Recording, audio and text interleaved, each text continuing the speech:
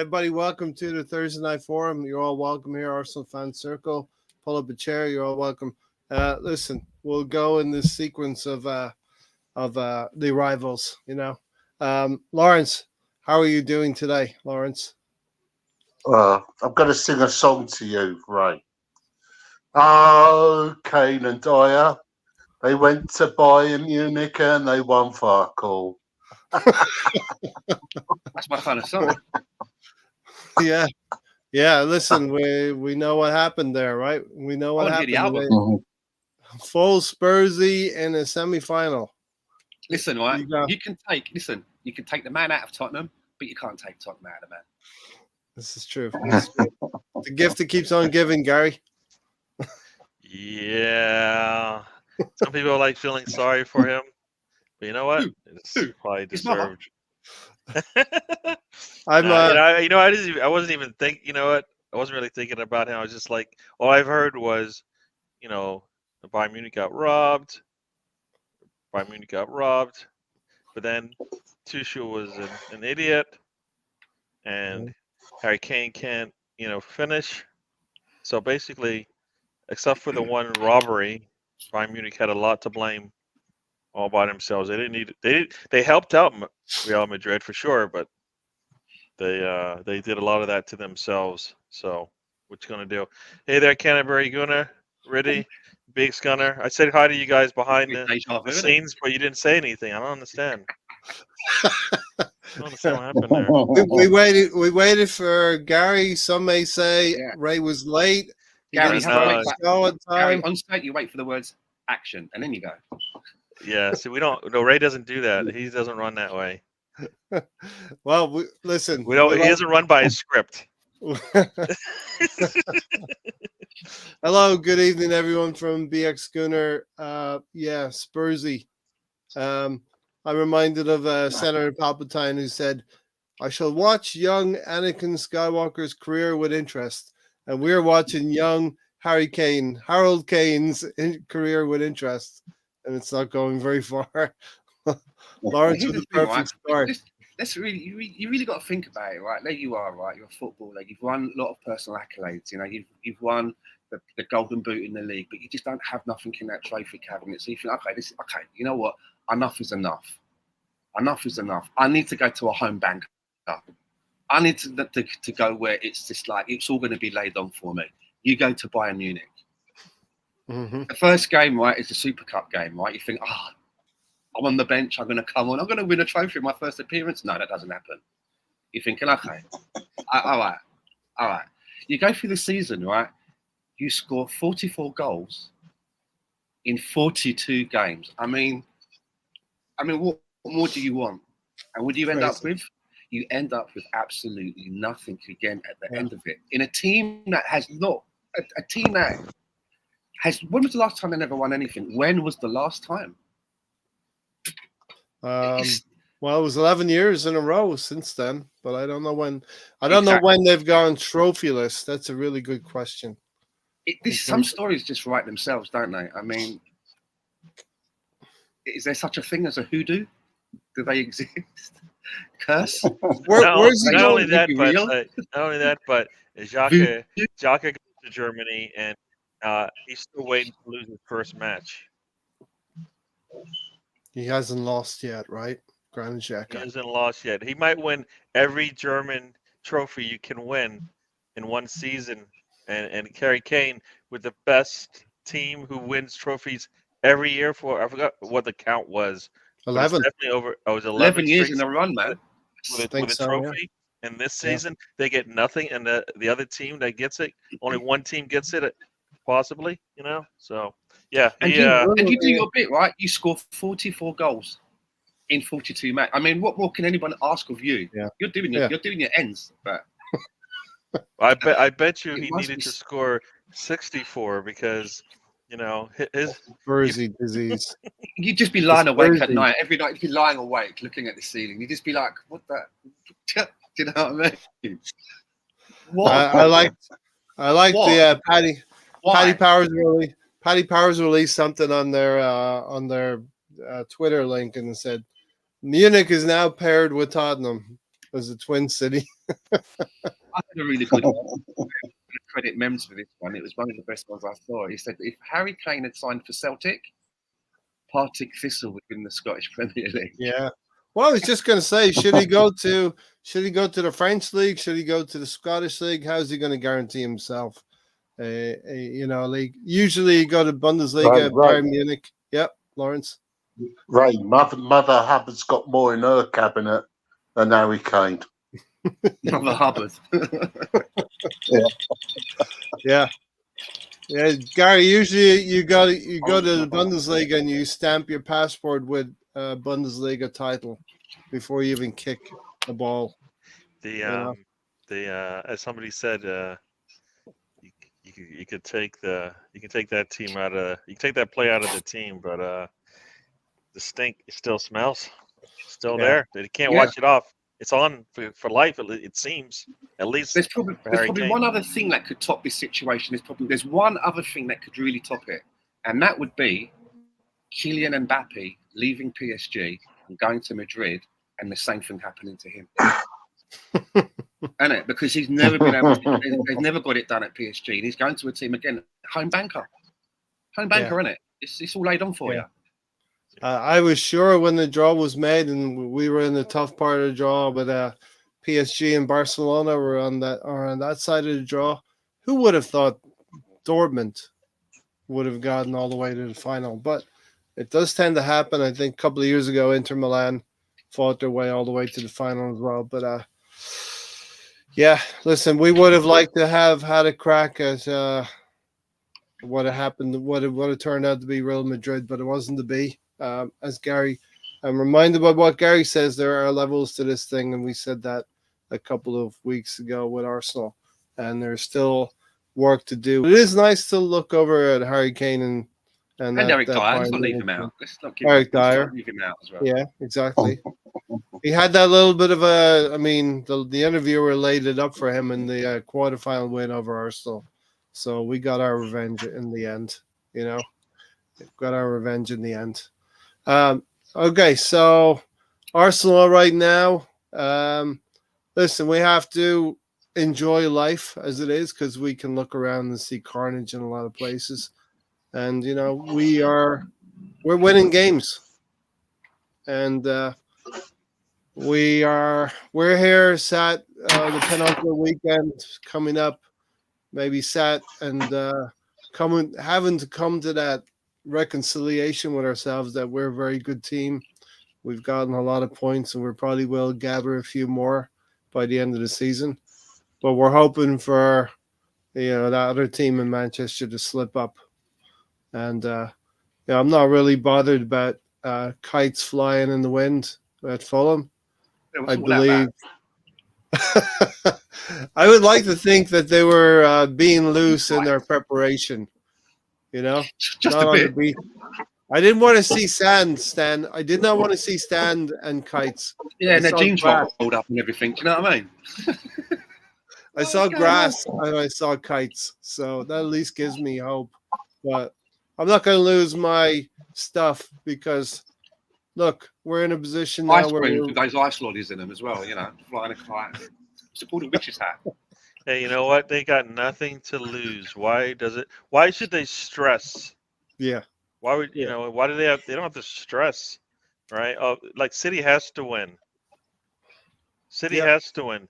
They could do whatever they want. So they can go out there and play as loose. As they want, right? And that's all. You know what? Think about it. This is the early part of the season. They might take it. They might, they already probably figured they're going to lose anyways. But now they're like, I don't even care. A week ago, every Fulham player should have gone to their locker and there should have been an envelope in there with $5,000 in it. And it says, please, it's on it. Just please. A little payoff. Every player $5,000, give them an incentive. They're out there flying kites. Doesn't bode well, does it? Oh, well. It does not bode well. But, on Saturday morning, hopefully we're going to turn the TVs on and watch the game. And hopefully we see a Fulham team going after them. So listen, we'll see what happens. I have to believe in the professionalism of the three teams that they're going to face. I have to, even if it's Tottenham, you know what I mean? Tottenham. I have to believe that they will try to be motivated to get top four. But this is the position we're in right now. We're not in control of our own destiny right now. And unfortunately, we sit here and wait, and we have to do some business at Old Trafford as well on Sunday. So That looks pretty good, doesn't it? Goal difference will go up, hopefully. yeah. Get 10. I mean, look at Palace. Palace humped them. Palace could have gone away with 6. Right. You know what? there's We are nothing there. we are This is wasteful. Arsenal. So you have to remember This that we is are Arsenal. wasteful too. So, like a perfect game, yeah. Like if maybe we get that perfect game. I keep saying a perfect game is when we hit every type of goal, right? Own goal, one from open play, free kick, set piece, corner kick, penalty, header, right? Casemiro and Johnny Evans in their defence, we should just tear that up, surely. Yeah. I mean, I think they have some players coming back though. I think they have Martinez is coming back, so they're getting healthier. Whether or not that means they're getting better. Yeah. Man, play for ages. These players ain't just going to come in and Maldini it up, are they? But they always seem to turn it on against us, no matter what form they're in. Mm-hmm. Yeah. Yeah, look, I think this is sort of one of those. When we faced Bayern Munich, we were in good form, and Bayern Munich were not, and they have that heritage and history. I think going to Old Trafford, Arsenal going to Old Trafford is a little bit different to Manchester United. They got nothing. They've got nothing. They're terrible. They really are that bad. I definitely agree with you, but I'm a little bit cautious. I'm a little bit cautious about it, Stan. Just a little bit. If we take care of business, we play the game that we should play, we should win up there as well. Yeah. Did you know Arsenal, how can you not watch the Palace game and not take inspiration and be like, I can't wait for this game. I can't wait for this game. Exactly. Unknown FC, thanks. Did you know, Lawrence, go ahead. Did you know that Sunday is the 45th anniversary of the cup final win against Man United? 45th. Yeah, 1979. Fitting. On the 12th of May. Yeah. You do not want that kind of game on Sunday, Lawrence. No. Right? The only player from their team who really frightens me. It's mad, isn't it? McTominay. Yeah. He actually looks like a player that wants to play and wants to do as well as he can. Garnacho, he's a bit streaky, but he's a bit like a Martinelli, isn't he? He can have a good game. Mainu, young kid, but he's not really a player that's going to damage you goal-wise. Do you know what I mean? He's going to maybe get in the tackles and that, but they ain't got nothing. Yeah. They got nothing. Yeah. Their goalkeeper's suspect as well. Very suspect. Oh, he's horrible. He's horrible. They should really tear it all down and build that team around Garnacho and Højlund. And probably they're the only two players that they should keep. Why did they sell Anthony Elanga? I see Anthony Elanga playing at his next team. He looks like a really, useful player and a player that wants to play football. Probably, who looks like he wants to play for his manager and learn. And they sell him. Yeah. Jadon Sancho. Jadon Sancho is another one who's looking forward to that right there. That is Champions League final. That is. I would have apologized to Ten Hag either. Sorry, I would have been no way. I ain't apologizing to you idiot. No.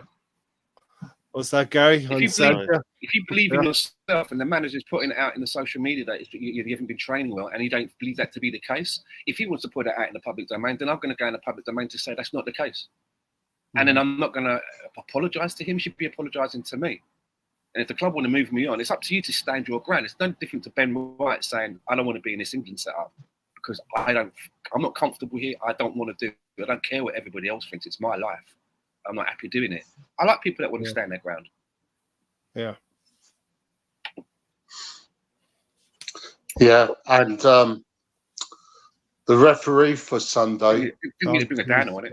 It's Paul Tierney, who comes from Manchester himself. Yeah. And he refereed the game last season when Martinelli had that goal disallowed. Yeah. So I don't want to bring in conspiracies, but there you have it. I will.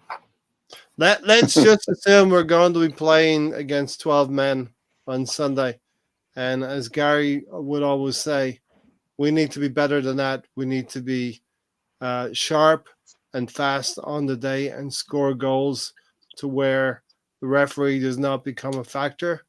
Just like about a year ago when we were talking about this, where we could only get a goal advantage, and the team seemed a little bit afraid to go venture for that second one.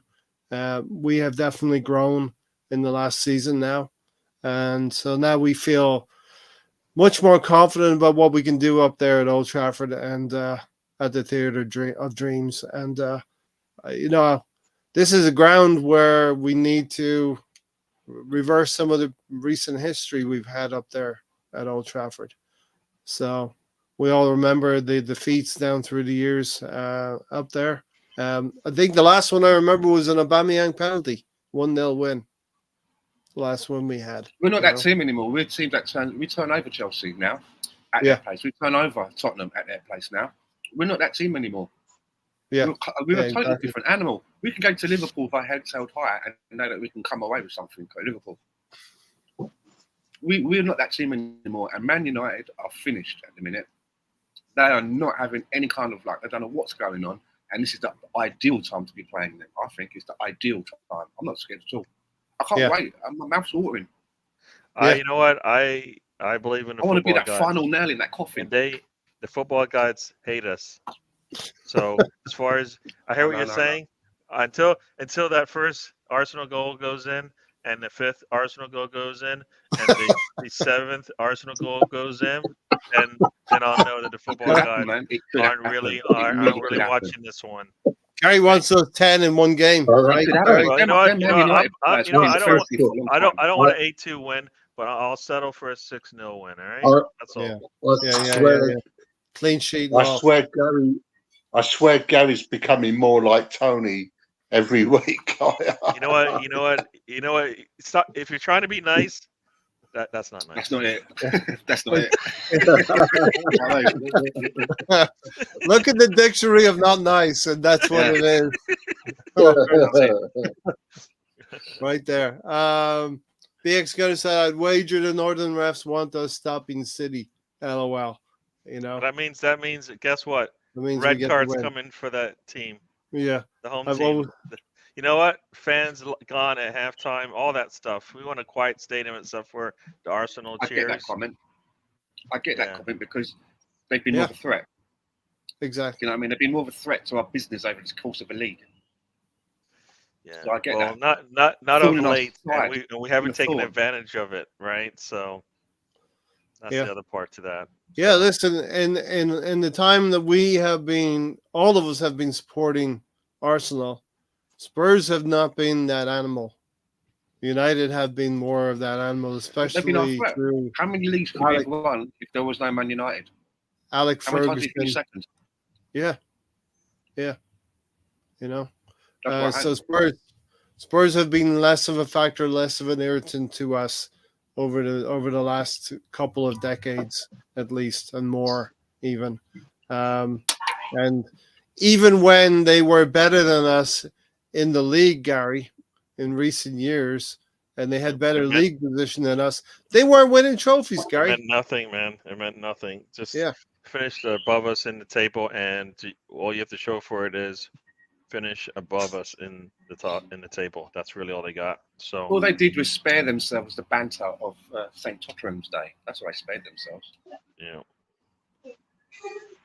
Yep. But yeah, as you said, we don't really. It's not somebody we really care too much about in terms of what they're doing. So we gotta do our own thing. 2 more wins. 2 big wins would be nice. 2 more wins, and what's City's fixtures? Remind me of City. What have they got coming up? Okay, they got 2 away games coming up in London. One at Fulham on Saturday morning, and one at Tottenham on Tuesday afternoon, evening. And then they bring it all home to West Ham on the final day of the season. So the things we're clinging to is that those West Ham players. I don't care about the West Ham fans. They have mixed, salty ideas Tottenham about got any pride? right. They've had a bad run. Aren't Tottenham going to try something? They've had a bad run as individuals. Don't they want to try and, Yeah, they have. If they can put one over the team that won the treble, would they think of that as some kind of a personal victory? Release a DVD about it, all that sort of stuff. Yeah. Celebrate, get the bus out. Surely. But what we do need is. Go ahead, Lawrence. Well, Jamie Redknapp, he said anyone who thinks Spurs players are just going to fold like a deck of cards don't know what they're talking about. He said, like every professional footballer, when they cross that white line, they want to win the game. They don't care about the consequences if of Tottenham's others. First 11 were made up of gentlemen that came from North London, then I could imagine that. But they come from all over the place. This is their job. They're not, I'm getting at. They're not sort of like that derby minded with, if we play badly, then it could affect Arsenal. They're not. They're from Argentina. They're from all these different countries. They're not from North London. They've got their own personal pride. Some of these players might be wanting to put themselves in a shop window. Who knows? If you can put one over the team that's won the treble, if you've had a bad season, maybe you can take something away from that personally, right? To gauge how good you are up against the best. Yeah, the key Can I games. stop Kevin De Bruyne? Can I stop Haaland today? He doesn't get a sniff and you think to yourself, okay, I'm not bad. Look at me. I stopped Haaland on an individual basis. Maybe you're trying to do stuff like that, right? Yeah. And my question and then I think of Emerson Royal and I just start to cry. and my question to Tottenham fans would be, why are you going and spending your hard-earned money to go to the stadium to watch the game if you want your team to lose, so it fucks up your rivals' title chances? Not that we'll ever be.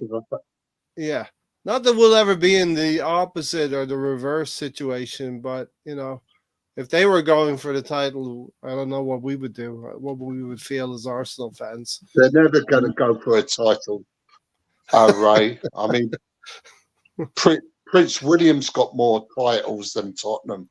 I don't see Postecoglou putting out a shit team. He's got his own personal pride to play for, right? It's his first season. Surely he wants to do it. Doesn't he want to go up against the treble winners and see what he can do against Pep? Do you know what I mean? It's not just going to go, we'll just fold it up, lads. Yeah. So there's a couple of important games coming up for Tottenham. Okay, I mean Burnley, they're playing Burnley at home, which is going to be the warm-up game for Manchester City on Tuesday. They surely should beat Burnley. I think there's 7 or 8 points between them now and Aston Villa. They still have a sniff on the final day of that top 4, and that's what we want, is for them to have a sniff of top 4. Beat Burnley, and then Liverpool will go to Aston Villa on Monday, and Unai Emery has just been dumped out of the Europa Conference League by a Greek team. What actually happened there? They lost 2-0. They lost 2-0, having gone to 4-2. Was that a semi-final or final? Yeah, semi-final. Okay. So there may be some disappointment at Aston Villa. I don't know how they're going to react, but Liverpool are going to come in to Aston Villa. A fixture that I was hoping if Liverpool would be contending for the league, and I told you they'd all fall away in the end. But, a game that you would have hoped that Villa would have beaten them if they were in league. But now I'm switching around. There. Let me ask you this, Ray. Yeah. Do you think any Tottenham fan would sacrifice their chance of qualifying for the Champions League so it stops us from winning the league title this season? I think a lot would. Yes. I'd actually probably feel the same way if it was in the reverse, if Tottenham were going for the title, It's like saying, if we got a time machine, we could go back in time and just kill Hitler's mum. Yeah. Yeah. I actually agree. Postecoglou seems like an honest man, mate. Those are the results we're hoping for. my shoulders, mate. What do you want me to do? I can barely move around, mate. Sorry. Tottenham, Fucking massive. Tottenham win. It's like an armchair. Tottenham win against Burnley. Sean Dyche old side. A Liverpool win against Aston Villa, and that keeps Tottenham in the hunt for top 4 if they can beat that Manchester City team. Fulham, we're relying on the professionalism of Fulham, Tottenham, and Willian knows us. Willian, Iwobi, Bern Leno. So, Isn't it? Arsenal connection. Yeah. I just hope that they have some affinity to the players there. They probably do. Like Iwobi, and they all have some mates there probably as well. Much in the same way people are going. Much in the same way people go. Do you think a team would throw the game because it's that team? I don't want to do him. Well, Fulham's got a few Arsenal players in there. Let's spin it the other way. Could they be there going, come on, lads, this could be our chance. Let's really help our mates over there. Let's make sure we go. Do you know what I mean? Why can't the conspiracy theory go the other way? Or maybe they go, Arsenal fucked us off. We wouldn't have stayed. Let's really fuck it up for them. There's that as well. Like Reddy says, doesn't expect anything from Fulham. Listen, we can hope. That's all we've got. Tiger and Gunnar, morning, lads. Hope you're doing well over there and on the other side of the world, Tiger and Gunnar. Thanks for joining us. Listen, that's all we got right now. 1 point against Fulham. Gary, 1 point against Fulham. And that puts more importance on the game at Old Trafford. Only thing we can hope is that means that they're on the day better than the top 2 teams in the league. Yeah. Mm-hmm. So hopefully that's what it means, because maybe that gives them some confidence. But it's wishing on a star kind of thing. So we'll see. We'll see. Sure they keep teasing us too, and like I said, the football gods hate us. So even if it's 0-0 with 9 minutes, 1 minute left in extra time, and Fulham scores, I still would be concerned. I still would be concerned. We've seen it. We've seen crazier things, right? I mean, was it Leverkusen down 2? Doesn't matter. Mm-hmm. Real Madrid down 1? Doesn't matter. So, yeah. Wasted 5 points against Fulham, and Rowan says that was after taking the lead in both games. Yeah, Fulham, you always won. Come on. You always won, Fulham. So, listen, we don't know if we're a weekend away or a window away, but Arsenal are going to eventually get this right in the end, So, Lawrence, we may have to wait a weekend or a window. What was that? Arsenal may have to wait a weekend, or we may have to wait a window. We'll see what happens. Possibly, so who are we putting out against United? Who are we putting out? Our first 11. Come on, you know the best team. Who that is. The best team. Yeah, okay. All right. Who's going to play at left back, for example? The same one we played last time. Tomiyasu. Nothing's changing. Tomiyasu. No, the same one we played last time, dude. And we're going to start with Havertz through the middle, not Jesus. Yes, Havertz up front. Jesus on the bench. Yes. He's not our first 11. I'm asking you. Obviously, there's difference of opinions here. I mean, who's in the midfield? Is it Odegaard, Rice, Partey? Is it Odegaard, Rice, Jorginho? That's what I'm asking you guys. Who do you think we're putting out? I would. There are some. It's quite variable in some positions, right? Midfield. Yeah. It's Odegaard. It's Rice. Definitely, I would go with Partey as your other midfield partner. I think Gary probably echoed that. Best game, so he should be fit. Partey. Lawrence probably thinks Partey as well, and we can talk about Jorginho a little bit later as well. Jorginho comes off the bench. Yep. Yeah. First, celebrating a year's extension. Trossard on the left, obviously, I think. Trossard on the left. Saka on the right. On the right, of course. So Havertz through the middle. Havertz through the middle. Yep. Saliba, Gabriel, Ben White, Tomiyasu. Yeah. Yes. The team. Yeah. Do not tinker with that winning team, Stan.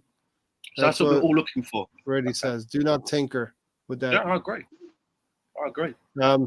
I would not go with Jesus at number 9 because Evans and whoever else is there will be able to hold him down, keep him occupied, and I think Havertz will give them fits at the back. The height and movement that he can create. It's quite a big pitch at Old Trafford as well. Rowan said Partey, Rice, Odegaard, Leo, Saka, and Havertz. They're the ones who are going to get the goals. Surely Although, Partey can give us 2 good games now. That's all we need.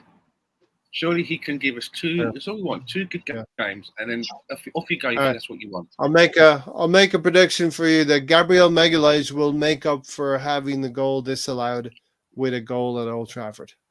There's a prediction. Yeah, here you go. That's the header. That's the header. Header. I told Ooh, you we were going to header. score in all Header different shot. ways. All different ways. He's going to score the header, just so we can everybody can complain about our set pieces and all that stuff.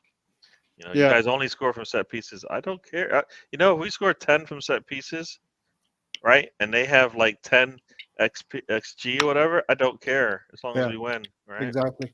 By, Partey at Old Trafford could make a massive difference. I remember 18 months ago at Old Trafford, Partey did not play. Lokonga's lined out on that day. So Partey will be the difference maker at Old Trafford.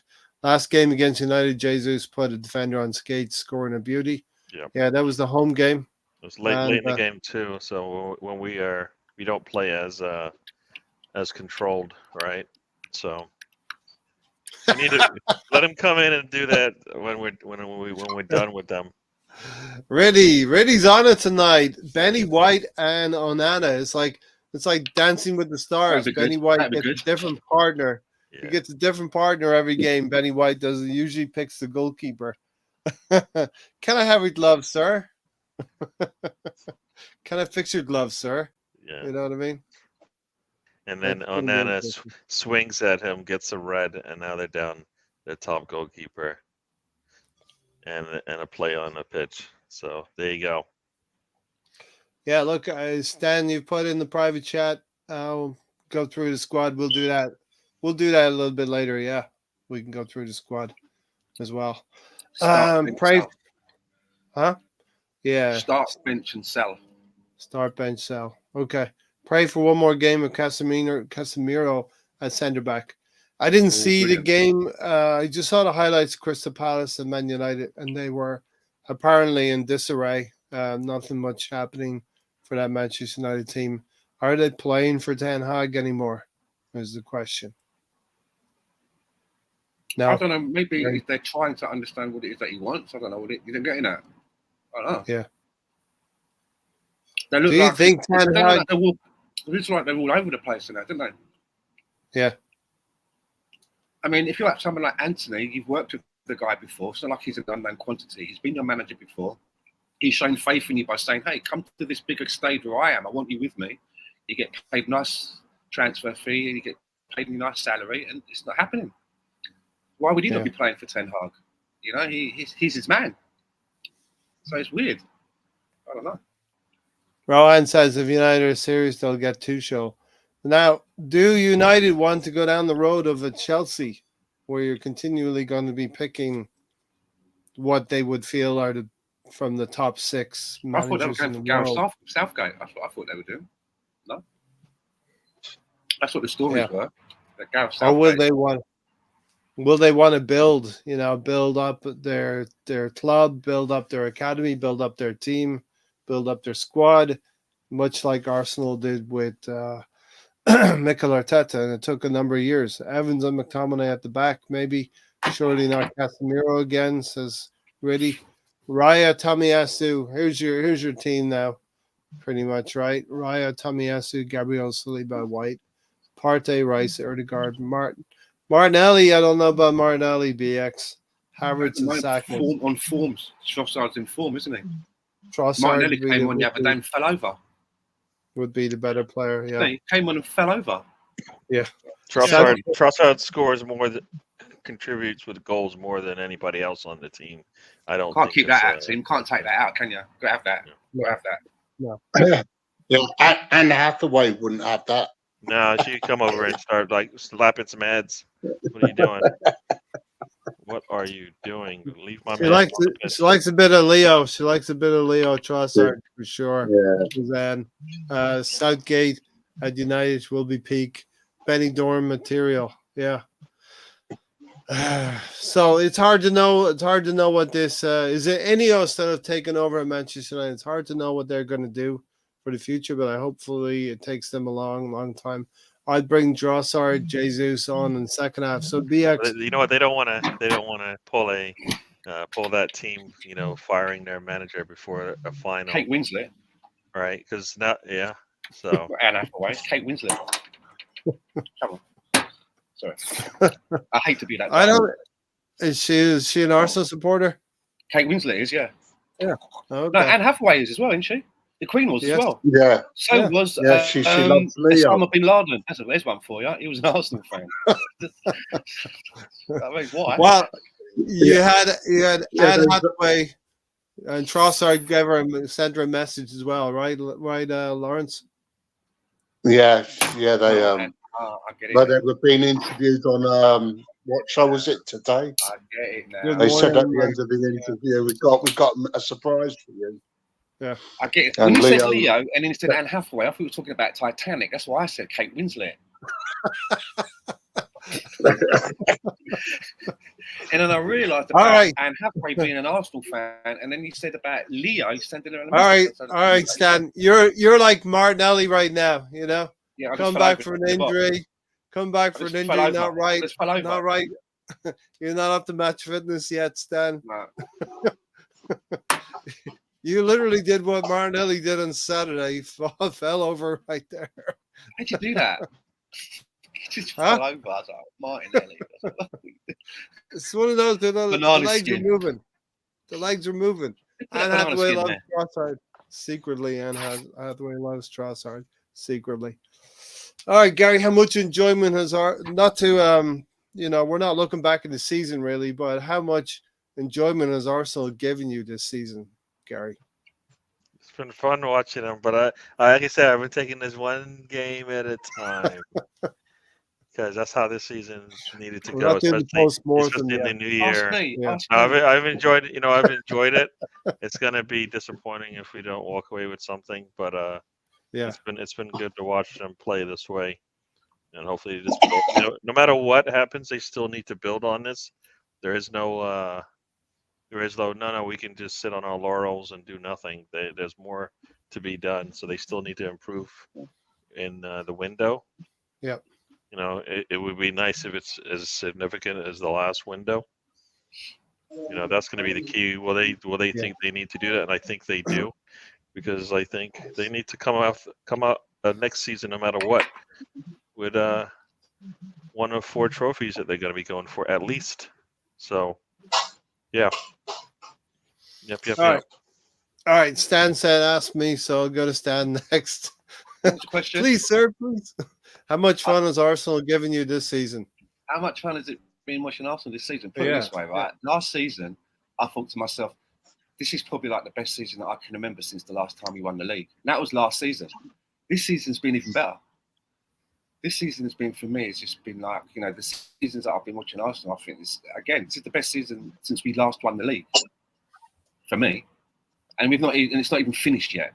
It's not even finished yet.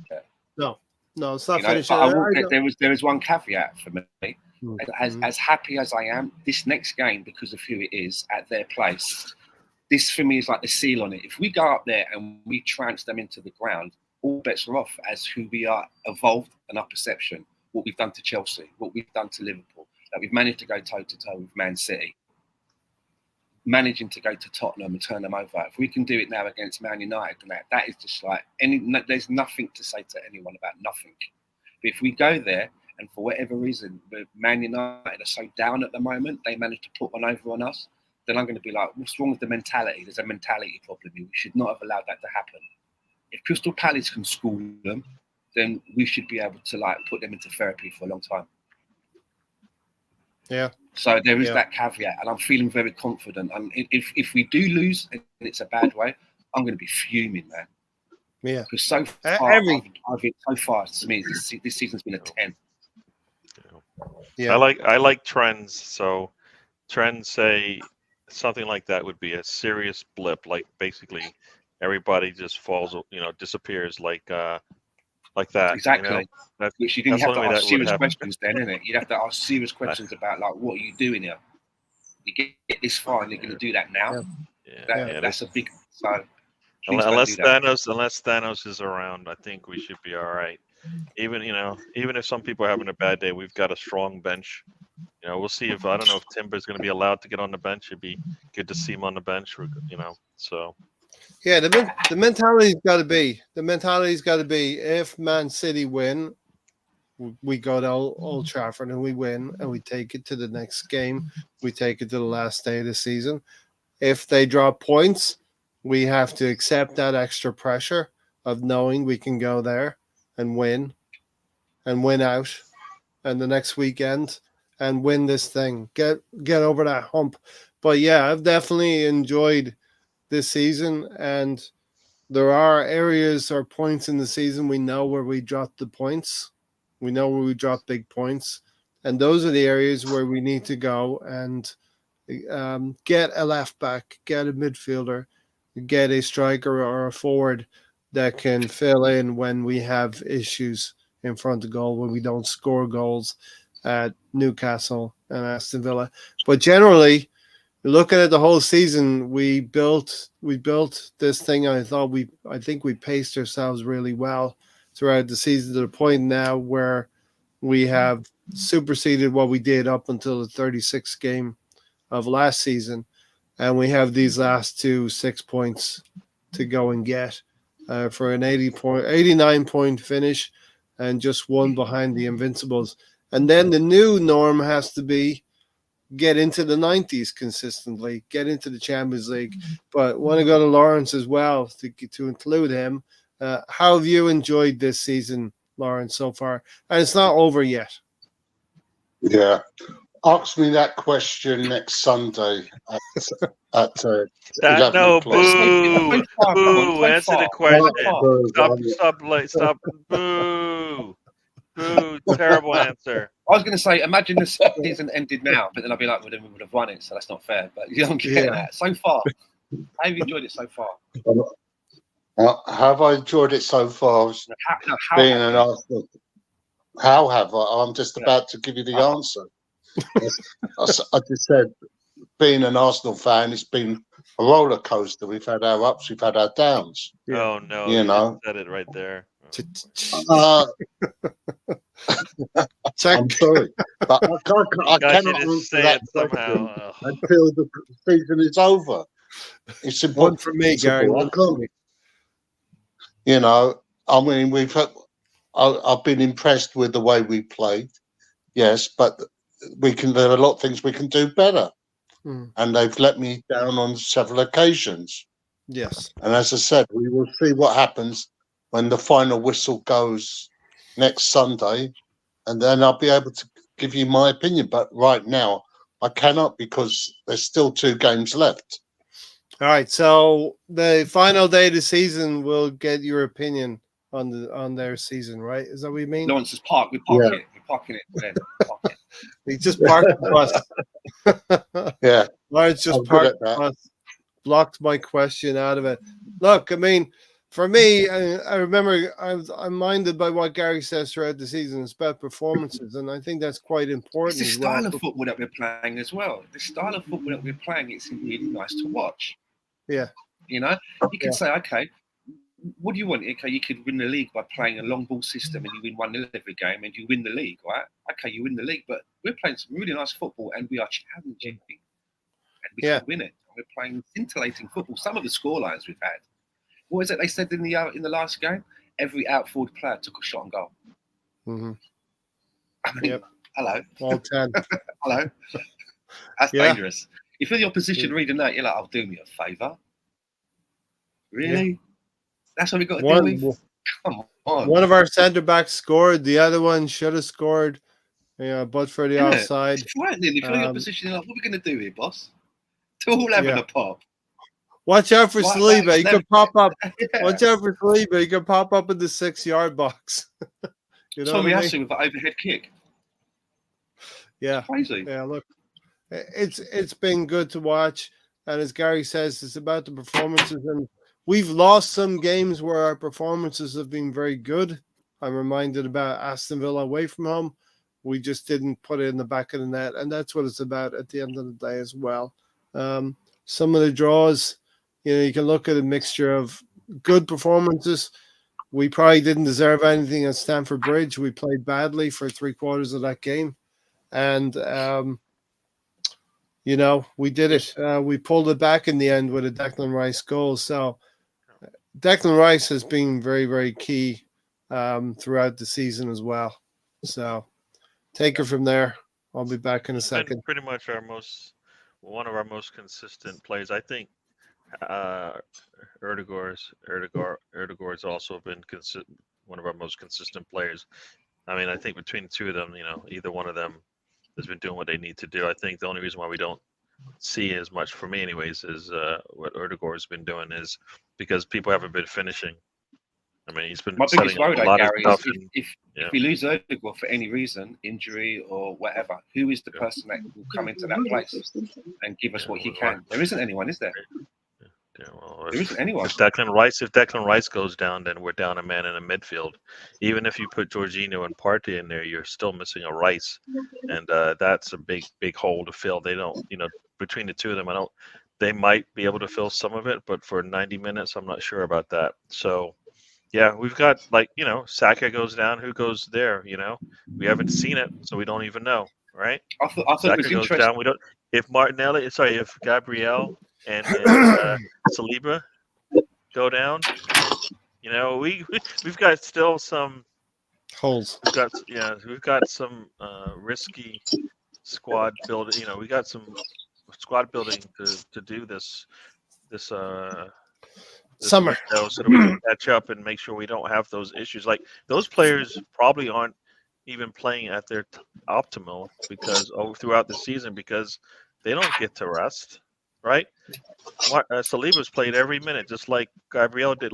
So Arteta went from Gabriel, you play every game and start, to all right, Saliba, you play every game and start. Well, guess what? That can't happen next season because we need to be competing all fronts and we need depth, right? Those players need to take a break once in a while. But they're resilient. Very resilient because but you can't keep doing that to your players over and over. I think yes, consistency in their play and not them wearing down. You're playing. You're just rolling the dice every time. Like right now, Saka. You're rolling the dice with Saka. That guess what? He'll always get up. He'll always come back. You can get away with it with centre backs. Fire. Yeah. You go back to you think very. The old Arsenal days, Adams and Bold, the centre backs can go longer. Look at Van Dijk. This is not, but you know what you're talking about? Back in the days when players did that, when players and their bodies would do that, they don't do that anymore. Think about what teams right now that are winning the trophy. Telling you, think about ready to go in the next match, and you're watching them in training. Think about it. Think about it. What team right now winning trophies does not get players in and out of their lineup? But he's watching them in training, right? And he's saying to them, right? Yeah, you can't answer it. Nobody does it because you can't. The game's different now. Guess what? Players are just like in every other sport in the world. Players are bigger, stronger, faster. Guess what? That means what you're talking about back in the days doesn't work anymore. It doesn't. Yeah, it doesn't. I think I just think they're very resilient. Yeah. I think you're both right, but I'm gonna rule on this one.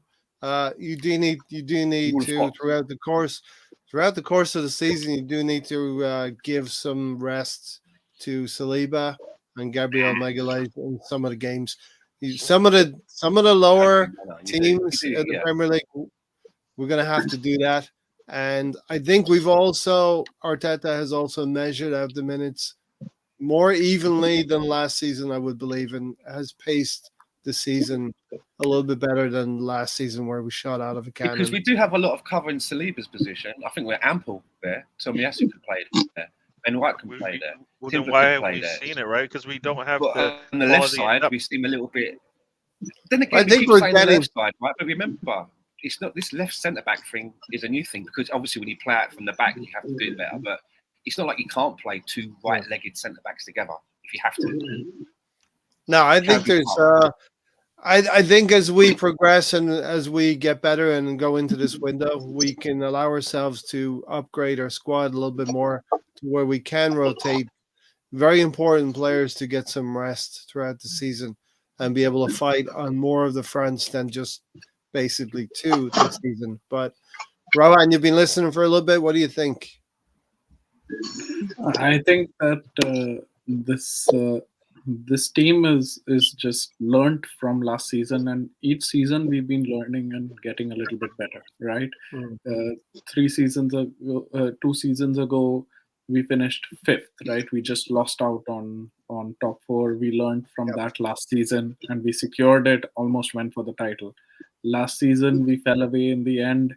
We learned from that last season, and this time we haven't fallen away. It's like the last week in May, and we've gone all the way to the wire. And who knows, a result here or there on Saturday or midweek could change the entire course of it. And if we don't do it now, then we'll be back again next season. And we know that Liverpool is not going to be there. Now I'm confident in this team, and in fact, I'd say that we were saying, right, if this person goes down, then who's going to take care of that? If if Saliba goes down, or if Odegaard goes down, Rice goes down. But I think that one, there'll be reinforcements, quality reinforcements in the summer. That is one. And two is that even if somebody does go down, this team is better equipped that without those, we function as a unit, right? Our defense is just so solid and it functions as a unit that one or two players missing, I don't think changes as drastically as it did last season. I'm Yeah. still confident.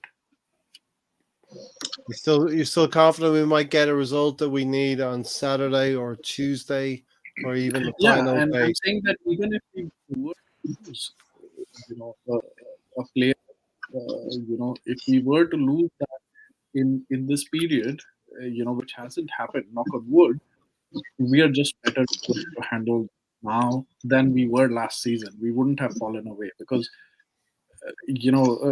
we, unlike Manchester United, don't rely on individual quality only. We play a system, and that system works for us. It's better to play a system. And of course, these, Rice, Saliba, Odegaard, Havertz, they are critical to our system. But one going down, I think we've got cover with other players who can play there. Yeah. It's and you asked, right, like how has this season been, how will you rate it? Even if we don't win it, right, let's say that City win all of their games, right, hopefully it doesn't happen, but even if it does, my philosophy on football has always been that football is about 90 minutes, right? It's if only the final score mattered, then you might as well have just seen the score and been happy or sad about it, right? But you go through that emotion over the 90 minutes. In the same way, the season matters, right? If only a trophy, and these cup trophies that are there, they are momentary happiness in a season long journey of despair. And we've got a season long journey of hope, of happiness.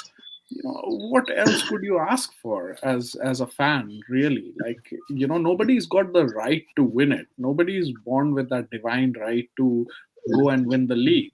What we can do is we can challenge, we can have a process in place, and as they say, we've got to trust the process, and that process has got us this far. I've enjoyed Arsenal, watching Arsenal, being an Arsenal fan. So I don't care what anybody says. Manchester United might, might pull an upset in the FA Cup final and might end up with a trophy. And there'll be a narrative for people to say that, Manchester United has had a more successful season than Arsenal. But if you truly ask, we've got 9 months of joy versus that one moment of joy that these guys will have over this whole 9-month period. We've got no more room for another FA Cup. 14 already. Exactly, and even if not, they've just got that one day or one moment where they're going in thinking that they're losing and Yeah. they're going to lose, and Yeah. then they somehow win it. That day is going to be great for them, but they've gone Yeah. through 9 months of pain, man, and we've gone through 9 months of happiness, right? In terms of quantity, we've got more happiness. Yep. And look, the ultimate goal is that we can have that happiness for 9 months as the squad gets better, bigger and better, and the team gets better. And we also can throw in some momentary happiness with a cup win here and there. But yeah, what well said, Rohan. Uh, just think back, Gary. Just think about the weekends that have not been ruined because Arsenal have won for you, and you've looked at the other 4 or 5 teams, and they've given you joy in their defeats. You know, Man United, Spurs, Chelsea, doing all of that.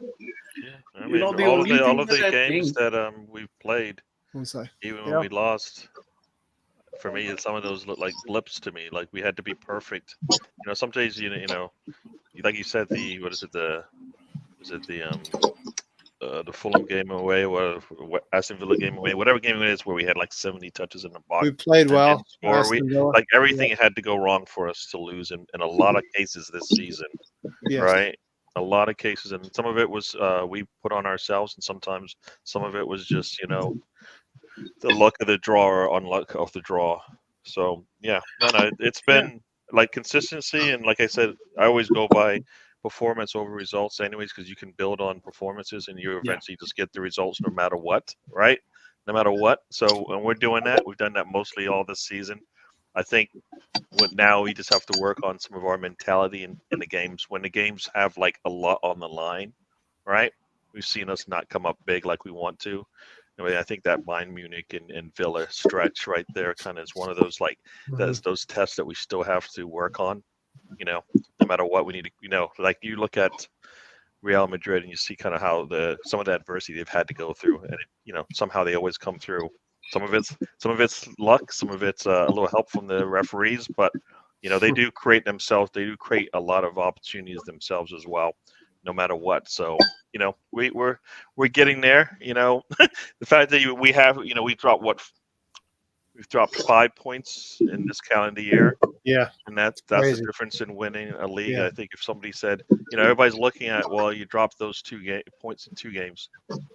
I mean, if you dropped, any other season, it looks so different. And I don't.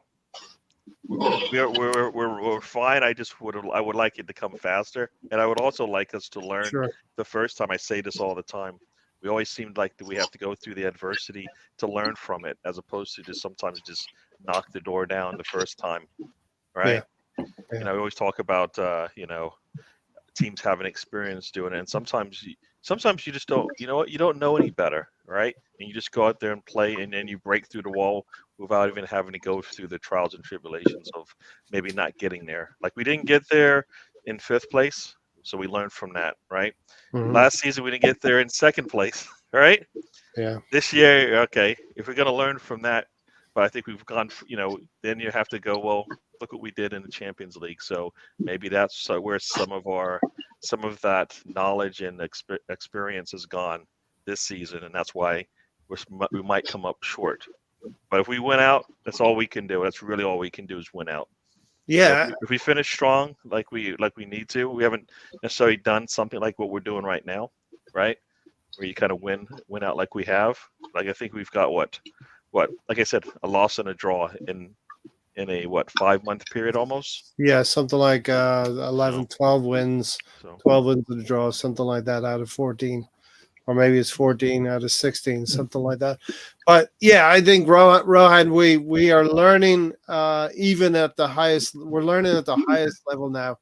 At the level of the quarterfinals against the Heritage Club like Bayern Munich, where we felt those nerves in Champions League, first time back after 6-7 years, we felt those nerves of it not going our way against Aston Villa, and maybe we got sucker punched a little bit. We probably didn't deserve too much on the day against Aston Villa, but those nerves entered the team. But we were able to steady the ship and eradicate those nerves for the last 3 or 4 games and win. yeah. And I in fact, I disagree a little bit with that. Right, the Aston Villa game, we peppered them in the first half. We had enough chances in the first half to win, and if we would have scored a goal before halftime, the game would have looked different. Like even in the points that we've dropped in this season, Mhm. you wouldn't say that there were too many games that we truly played badly. And Chelsea was one where we played badly and we were kind of gifted an opportunity to come back into the game, Yes. right? But Newcastle, right? Newcastle, we didn't play well enough to win, but we certainly didn't deserve to lose, Mhm. right? Aston Villa was in fine form in the first one when we were playing away. They had beat City the previous weekend, Yeah. and we were playing well against them. We played as well as a team could without winning or getting anything out of it, Yes. right? Fulham away was a performance that kind of struck, was it Shocking. stuck out like a Yeah. sore thumb, right? Yeah. Like because we took the lead and then we kind of collapsed in that. Of course, in the home game, those are the Fulham home game is the one that I'm thinking is the one that hurts the most in this season, to be honest. They were a man down, and there was what, 3-4 minutes, and we allowed a goal from the Yeah. corner from 87 Paulinho, minutes. right? Yep. And that is the one that hurts. But still, like, we were up, and they were 10 men. They were on 10 men, and the first half of the season, you've got to remember that even Arteta was just trying out with Havertz what's the right position. We weren't this fluid thing. I think we are looking at the whole season as what we played in the last 4-5 months. We didn't play as well in the first half of the season, but still we were playing well, right? Yeah. There was a system there, but Havertz just wasn't working. It was kind of a square peg in a round hole at that point. And I think that was the same thing that happened against Villa as well. Even when we lost this calendar a couple of games ago, when we again put him in midfield and tried with Jesus up top. I think that is what the lineup was for that game. Yeah. that we lost. So we learned from that. We will get reinforcements. I would still want to get a striker. Even though Havertz has done really well and he presses from the front, etc. But in those games where you have that, one chance, two chances, against a City or someone, like that's the kind of thing that we've got to get over. The only fear that I have is that our record against the top six phenomenal, right now. The traditional top six.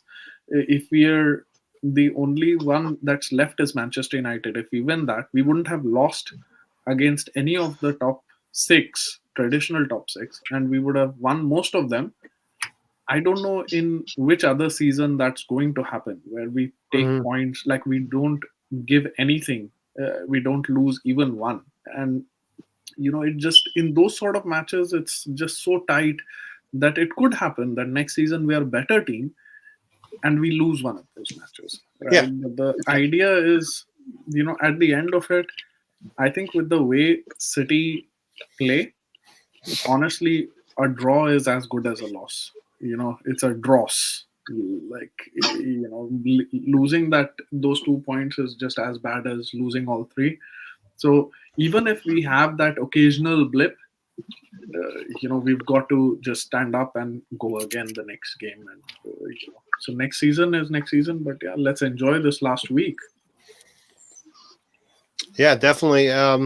You mentioned the beginning of the season. I remember this clearly. The first 8 games, we collected 20 points. We had a pretty decent start in the first 8 games. In the next 12 games, we collected 20 points also. So, we did falter a little bit in the middle part of the season. And to be in this situation in the new year, we had to put this kind of run together to be right where we are right now in the penultimate weekend, where we're in with a chance of taking advantage And I got to steel myself because, man, this doesn't happen with Man City too much that we can take advantage of a slip from them. So we're waiting for them to slip up. It doesn't. Yeah, it doesn't happen too much that you take 4 points from them. Also, Correct. Yeah. you take 4 points from them. If we would have taken 4 points from them last season, we would have won the league, right? That Yeah. was the difference between us. They took 6 from us, and hopefully we are able to do that again next season. But these games are on a knife edge, right? And anything can happen in any of those games. Anybody can turn up. Yeah. So, but it's a great time to be an Arsenal fan. I absolutely love it. Yeah, when you look around at the other teams and you see the absolute carnage that's going on, even you could look at Liverpool as far down as third place. Emery maybe faltering to the over the line. Unai Emery up at Aston Villa, a couple of draws coming in and being dumped out of Europe. This is familiar as an Arsenal fan. Unai Emery trying to divert resources to two competitions and not quite getting it done in any of them, but he probably will get over the line for the top four. They deserve it this season. Tottenham winning the league in November. Where are they now? You know what I mean? If you remember, like 3 months London's ago, manager. we played the home game against Liverpool, and that was a game in which either we could have been out of the title race, so they were 5 Yep. points 5 ahead of points us. ahead of us. And that game, people were saying if we lost that game, then we would be out of the race. And look where we are now. Yeah. What And in February, if we had have lost that game in February, the players would not have felt like they could do it. It could have gone a very different way, and we could be closer to third or fourth than we are than first. And now you feel that that Doku challenge against McAllister in that Liverpool City game in the last second, the last kick where he actually kicked him. If that would have gone the other way, the league would have been different now. Yeah, but we have referees who are afraid to court the controversy of doing what could be the right thing in the final moments of a game. They don't want to impact that would have been a seismic points difference for City and Liverpool and Arsenal in that moment when Doku did that to McAllister. We've seen similar challenges to that that have been given as penalties. The one against Declan Rice in the North London Derby, Exactly. So these referees do not want to make this. I will tell you, Rowan, if that challenge happened in the 50th minute, Liverpool would have gotten the penalty. You're Right? talking about those fouls, but then there's also the red cards that did not get pulled out, right? I mean, how many games as Arsenal played where a player should have gotten a red card for the challenges they put in? Not City just us. comes to mind, How right? many? No, but we're talking about the City ones that played affect. where. We're talking about the ones that affect at least the top three right now. Like we played City, and if they were down a man early in that match, Exactly. it could have been. It could have put winning by one was all right, but then we could have won. Say we won by 3 or 4. That could put a stain on on the mentality of a City team, right? So I kind of feel like there's different ways that the referees have affected this season. And inaction is the same as wrong action to me, right? If it's a call to be made, you make the call. It doesn't matter whether it's the first minute, the last minute. You know what I mean? Like if somebody puts in a challenge that is a red card challenge, it's a red card. It doesn't matter. Or what's the point of looking at the clock going, oh, I'm not allowed to call anything until 5 minutes into the match? It doesn't make any sense. Right? We're involved in these big games now, Gary, and you're seeing referees who will not go to their pocket so they can quote unquote manage the game, and mid-table teams are getting no calls against them, as in Nottingham Forest. So the top teams get treated differently. to the mid-table teams and the bottom teams, because we have a disparity as well in the quality of officiating throughout the Premier League. You've only got I mean, that's two or the three thing. good That's the ones. problem, though. It's that can't be right. They have to be consistent, make consistent calls every game. Doesn't matter who's playing. It's just the I mean, quality is not there. they have to, who cares who's playing on the pitch? It's the call that needs to be made should be made. So yeah, I get it. It might come back and haunt certain teams, but if they're consistent, then the players know how to play against it. The fact that players don't know how to play, they don't know, like, 1 minute, Saka's diving, the next minute Havertz is drawing a PK, right? No consistency between how these things get officiated. So for me, that creates all these problems, right? It shouldn't matter who's on the pitch. Just like make the call. when you were a kid in school, just like a kid in school, you're testing the strength of character of the teacher. In this case, is the referee on the field. You're testing the strength of his yellow cards, his ability, where the line is. They try to find where the line is in the challenge. They try to work the referees. This is all about the dark arts as well. Trying to have that relationship with a referee. You can get one challenge in, you can get two challenges in, and then maybe the line, you're getting close to it. So if you're a player who does this, you know where to stay. Kai Havertz we've seen Kai Havertz this season closely as Arsenal fans, and understand he's got a little bit about about him as well. You know what I mean? I think at this stage of the season, we've got 2 games left, and you're talking about refereeing. I think as a manager, the only thing that you can say to your team is just don't give the referees even the opportunity. Yeah. Just do your job. Don't give them an inch. Don't give them the chance. Take it out of their hands. I know it sounds a little bit cliche, but there's only 2 games to go. We've just got to keep switched on. But something like you were saying earlier about the system, and what I love about this Arsenal team is that from what I saw last year, and I loved it so much, to what I've seen this year, which is even better, I know that next year it's not even going to be the same as this, because this is a team that seems to me that is constantly evolving. Like when we brought in players like Gabriel Jesus and Zinchenko, it was to give us that winning mentality. There was a purpose. Yeah. But if you look in the Champions League game, the quarterfinals or the semi-finals, there was no Zinchenko. It was Kivior. And that tells you a lot, I think, of where Mikel Arteta is looking, how this team is evolving. I think Zinchenko is probably done. He served his purpose, but the way that we play now doesn't allow for him to play the game that he's been playing. Yeah. In the same way that Kieran Tierney has been moved on. Remember, Kieran Tierney was going to be a captain at one point, and at one point he was our most attacking player. Do you remember he used to go bombing up and then there'd be no one to cross to? But we've moved on from that. And I think you're going to see something different next season. Whatever you think you're seeing this season, it's going to look different again. And I think that's what managers like Pep Guardiola and Arteta are kind of about. A little bit like when people used to take the piss out of Claudio Ranieri and call him the Tinker Man. It is about changing. It's not about finding a system and then getting wed to it because you believe that this is the system and this system will break down all, which was kind of like the mentality of managers of old, right? A Sam Allardyce, an Alice Kirby. Players, they find that system, I will buy players to fit that system, and that's it. Mikel Arteta doesn't seem to be doing that. It's like, okay, you've served your purpose now, you're out.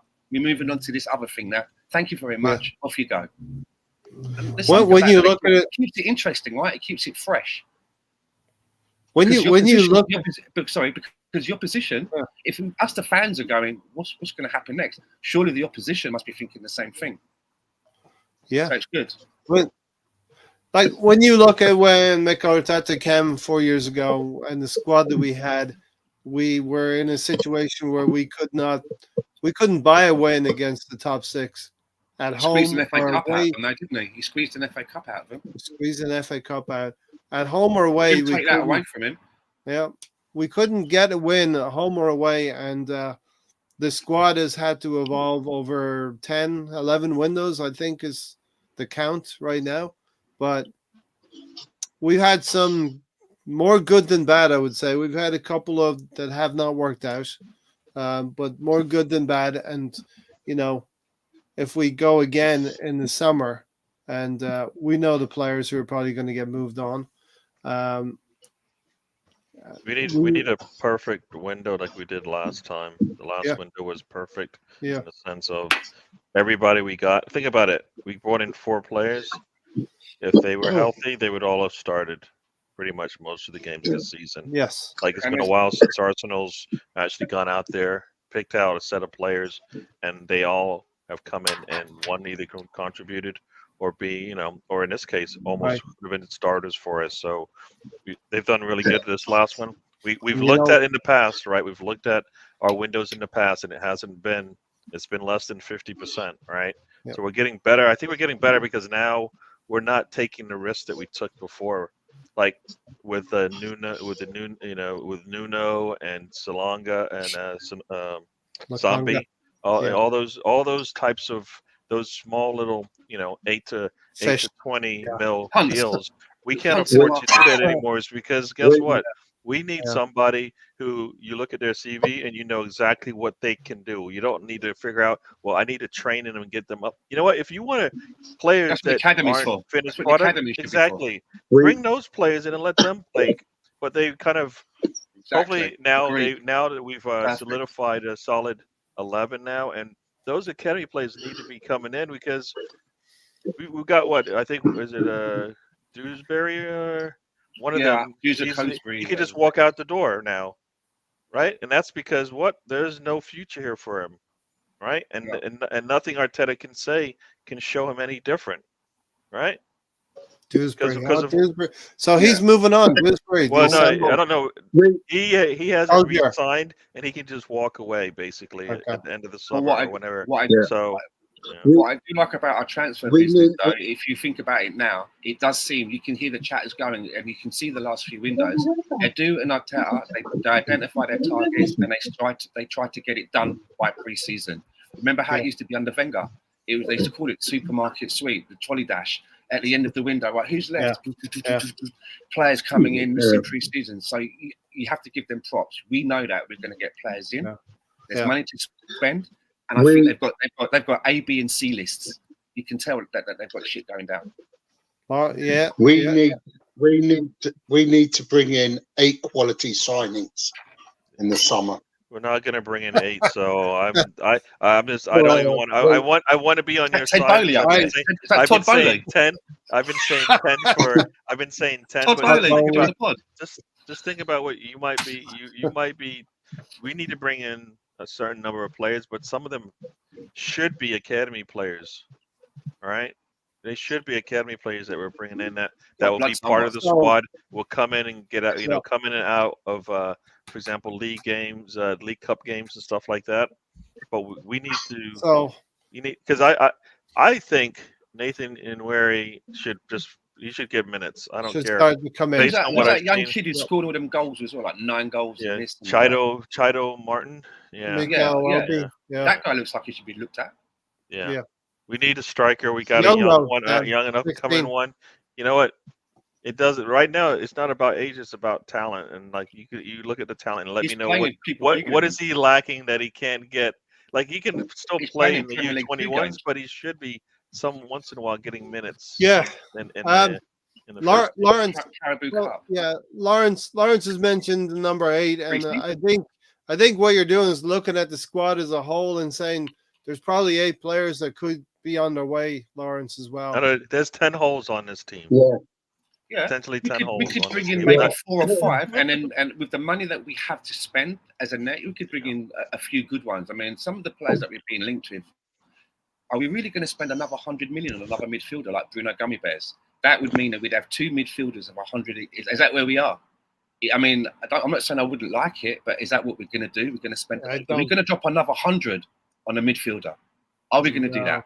No. I don't think so. How much you're going to drop on a striker? There's various reports. Some Gyökeres could be for anything from 56 to 100. I think we're ready for another. They say Isak. For me, I would want Isak. Purely because he links up with Odegaard in the past as well. Think of that. Remember that. as good as he does with Newcastle, Real he's also got a Sociedad. partnership. He's Yeah. also got a partnership with the captain. I'd go for Isak, but I mean, where's this money going to go, man? But then the money that we spend from the net, we could spend maybe 200, 250. And then if we sell all these players, like Gary was saying, that could free up more money to maybe bring in one or two more. And then we have academy. That's the burning question, you know. As Gary said, we brought in 4 players. And what did we do? What did we do? We sank Timber's lucky to sign him. those 4 players that came in to be starters. The players who were there were sat on the bench, you know. So that's how you raise the quality of your squad with those 4 players. What are we going to do with Fabio Vieira? He cost us 35 million, and you know, as much as we all love him, and Gary, I said his name properly for your respect tonight. You know what? You know what? I did that on purpose. I think I'm in shock. For you. I think, yeah. You know what? Yeah. Fabio Vieira. But seriously, well, what is the 35 million? You think about that's around roughly what we spent on Martin Odegaard. Yeah. So that's where our budget is at that time, and he hasn't really. Are we going to sell him? Are we going to stick with him? Because I actually think that when we bought him, I thought he was maybe supposed to be the plug-in for Odegaard.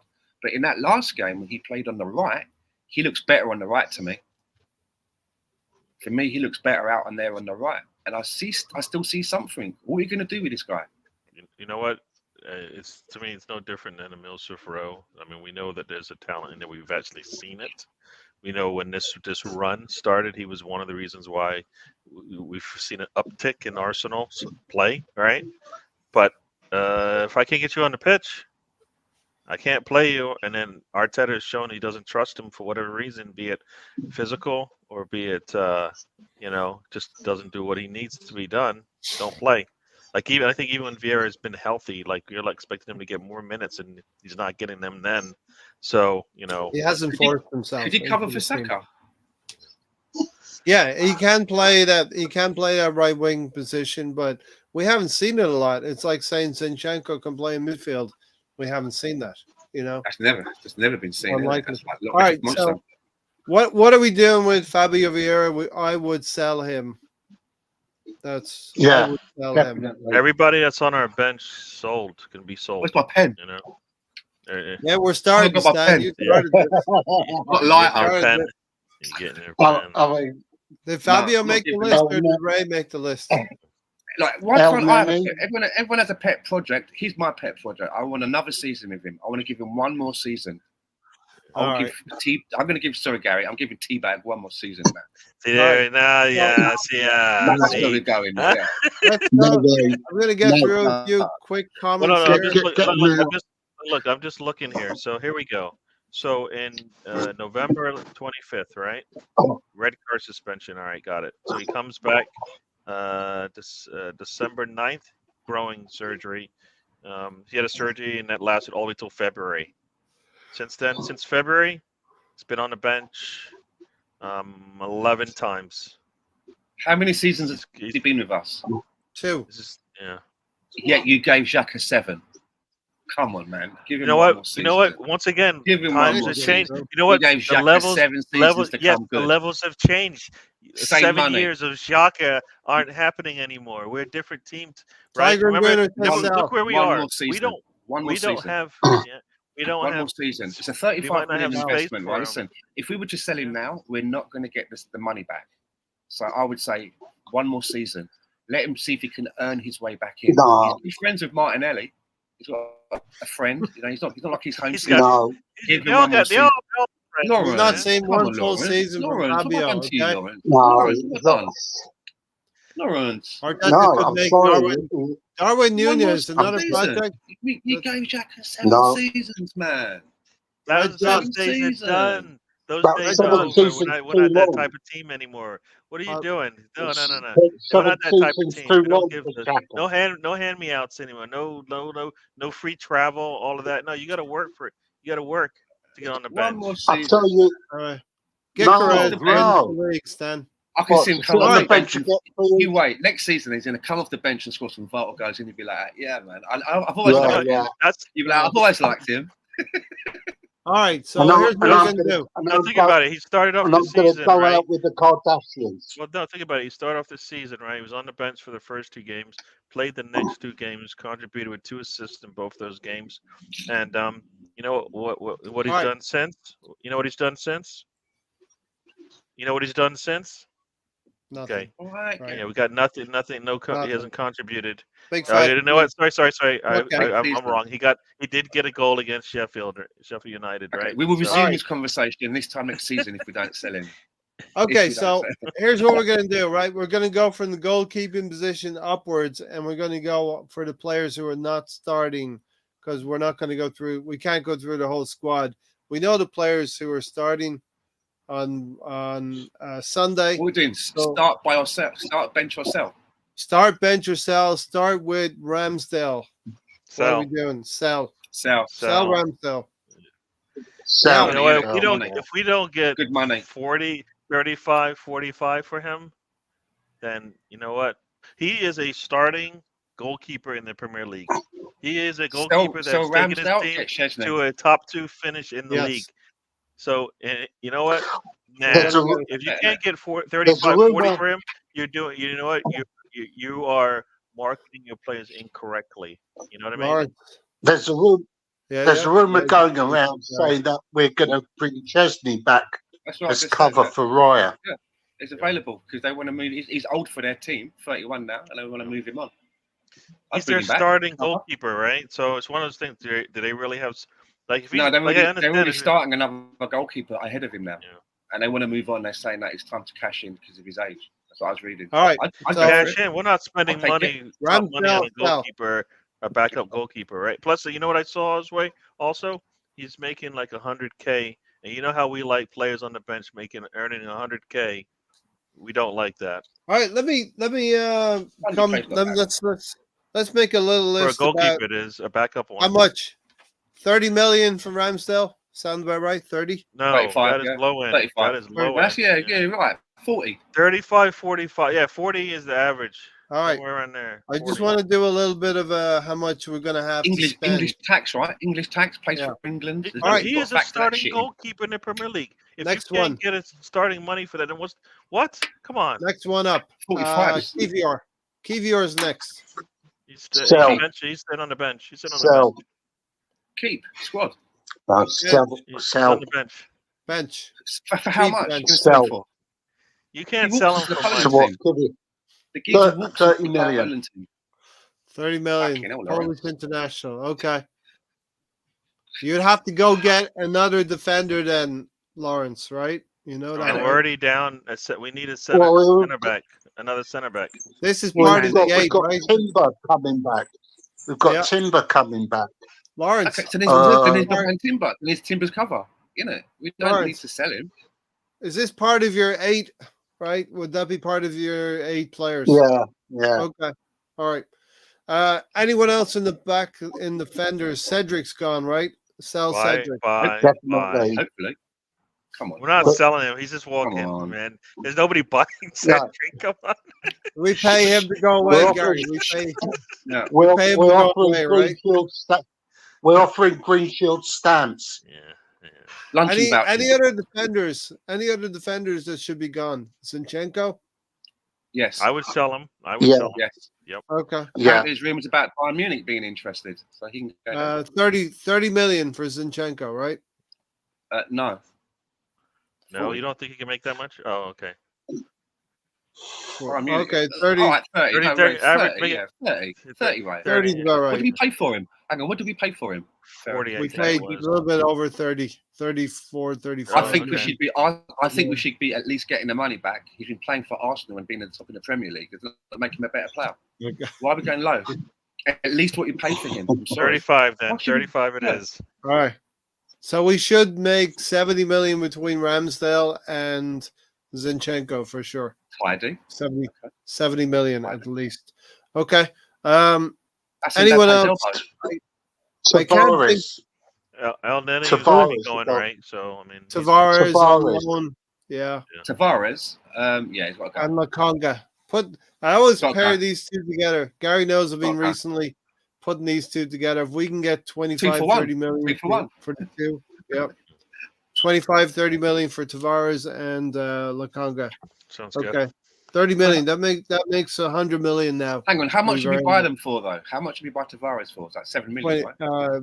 7 or 8 million, and So Lokonga was 18. I think 25 25. is 5 because I thought it was either 13 or 18. I can't remember for 18. It was about 25 for the two of them. For the pair. guaranteed some of these are going to go for loans with option to buy and all that shit. But anyway, El Nenny's going to be. yeah. walking. Thank you very much. Goodbye.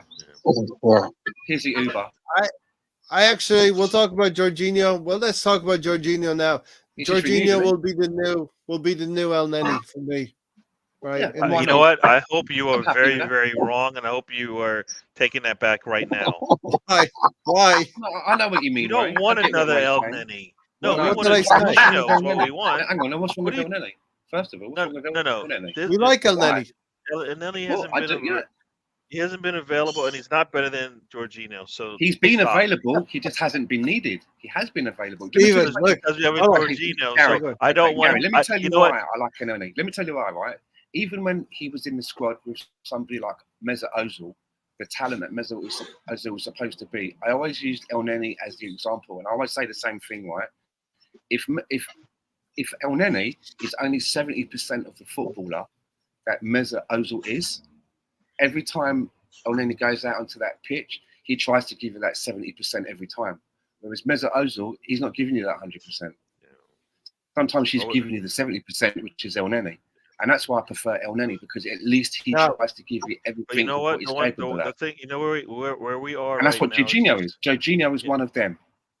Well, think And about don't where we forget are El right Nenny's goal now. at Barcelona. That goal's a screamer. Well, what I would like to say is where we are right now. Yeah. Our Hello. players, when they are struggling, they're giving you like El Nenny performances. That's where we need to be. That's why Jorginho, when he's struggling, What is wrong with he's- hang on. he's- But go back and look at El Nenny's performances. He may play it safe, but he's not a bad footballer. Actually, you know what? It's There's like- levels to that. You're talking about a team. You make No. him sound like a footballer that's constantly giving the ball away in his own. No, half, and that's David not Luiz actually. used to do. That's not And true. you used What I- to love David Luiz, man. You No, used to love David Luiz. And I David did. Luiz I was one love of the that. worst I footballers did. that ever wear an Arsenal shirt. All right, I I used never to said take the that ball either. away Let- and never gain let it. Gary- Otherwise, I Dad, say, put words in my mouth. I never David said Luiz, that. right? And even if David Luiz is a better footballer than El Nenny, as in World Cups and all that, as I would say to you, if El Nenny is only 70% of any of those people, he will try to give you 70% every single time. And players like David Luiz and Mesut Ozil, they're All right. fucking Johnny come No, latelys, and they don't give you Louis- everything every time. And that's All why right, I don't Stan. like them.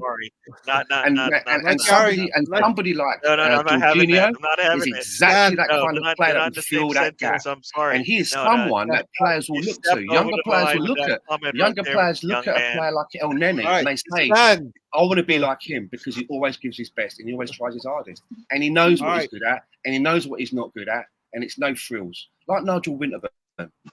yeah. That's All what I'm right, saying. Stan. David let- Hillier. Let Gary reply to that long defense of El Nenny. Go ahead, Gary. I just think the quality of the team and the performances of the team are way beyond where we were when El Nenny was contributing to the team. Right? That's where I think we are right now. So that's why, he's leaving one because of that, but also he does play, as you say, he gives you basically 100% of what he's got, and 100% of what he got is probably 70% of what some of the the better players on the team give you. So yeah, you know what you're getting with him. But Yeah.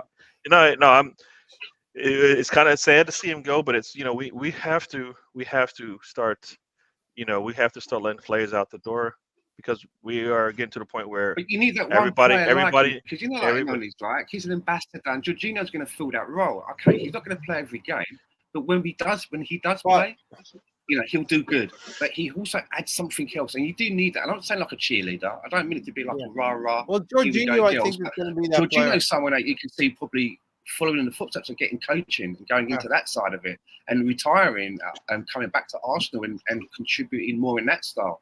So that's something like El Nenny's been doing that, right? He's been doing his coaching at Arsenal. You can't underestimate a player. Arsenal's a club that gives things back.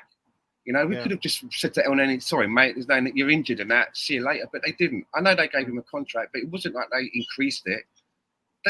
You got to love that a little bit. I know it's not a charity, Yeah. but you got to think that that's a little bit of class there, man. We take have care room of in the their squad own. for We one. take care of their one own, of and those maybe they players. can come back and help us later. Yeah. Sorry, I don't mean to. Stephen, very, very strong defense for El Neni there, and hopefully he can go and get and play somewhere, and maybe come back and be a coach for Arsenal. I could see him as a player who would come back and be part of the Arsenal setup moving forward. Stephen said we'd be lucky to get 20 for Ramsdale, and England international. Stephen, he didn't play enough to get any more. Arteta destroyed any value he had. We replaced with him with a player only worth 30 million. He didn't destroy him. You have to have one goalkeeper. You have to have a number one goalkeeper. And number one goalkeeper has One to thing play. as well, when we bought Lokonga and he was getting in the side ahead of El Neni, I just thought that was an insult. I was like, are you having a laugh? Really? That was just disgusting. Cedric, thinking that Lokonga was like better to put in the team ahead of El Neni. If that's what your choices are, come on. That's just Cedric, arrogant. So, excuse me. I just wanted to add that. All right, listen. We said 70 million for Zinchenko and Ramsdale. I don't think that is dreaming too much in this market at all. We sold Iwobi for 40, so I remember that. Red John, I have starred a couple of your comments. We'll come back to them later. Stand by that logic. I'd rather play you. At least you'll give 100% for no pay. Blue M&Ms. That's all you need, Red John. Stan play. You might actually take that back. Yeah. Stan will tell you about his footballing days. Players have the Almighty mindset these days over maybe on FIFA. FIFA. They play for the bad. All right, next one up is Emil Smith-Rowe. Yeah, he's got to go. Bye-bye. Yeah. Homegrown, good profit on it. It's time. That ship has sailed. Stan, you have an affinity for Fabio Vieira. I have an affinity for Emil Smith-Rowe. So, yeah, I heard that ship has sailed. I think that was Lawrence saying that. 10 shirt weighs heavy. The 10 shirt weighs heavy. Bench. Okay, that's fair. He stays in the squad bench. I'm not willing. People said he's gone. What do you mean he sits? Who? What? Me? What do you mean? Yeah. Who? I said who sits? Bench. Well, next season there shouldn't be any such thing as a bench, Gary, because the players should be there's a all bench sharing. player. They come off the bench. They're squad player. It doesn't matter which way. However you Squad. say it, bench, squad, it's the same thing to me. Yeah. I was just reiterating bench is equal to squad. I agree with you. Don't try to pick a fight with me, Gary. No, I'm saying that.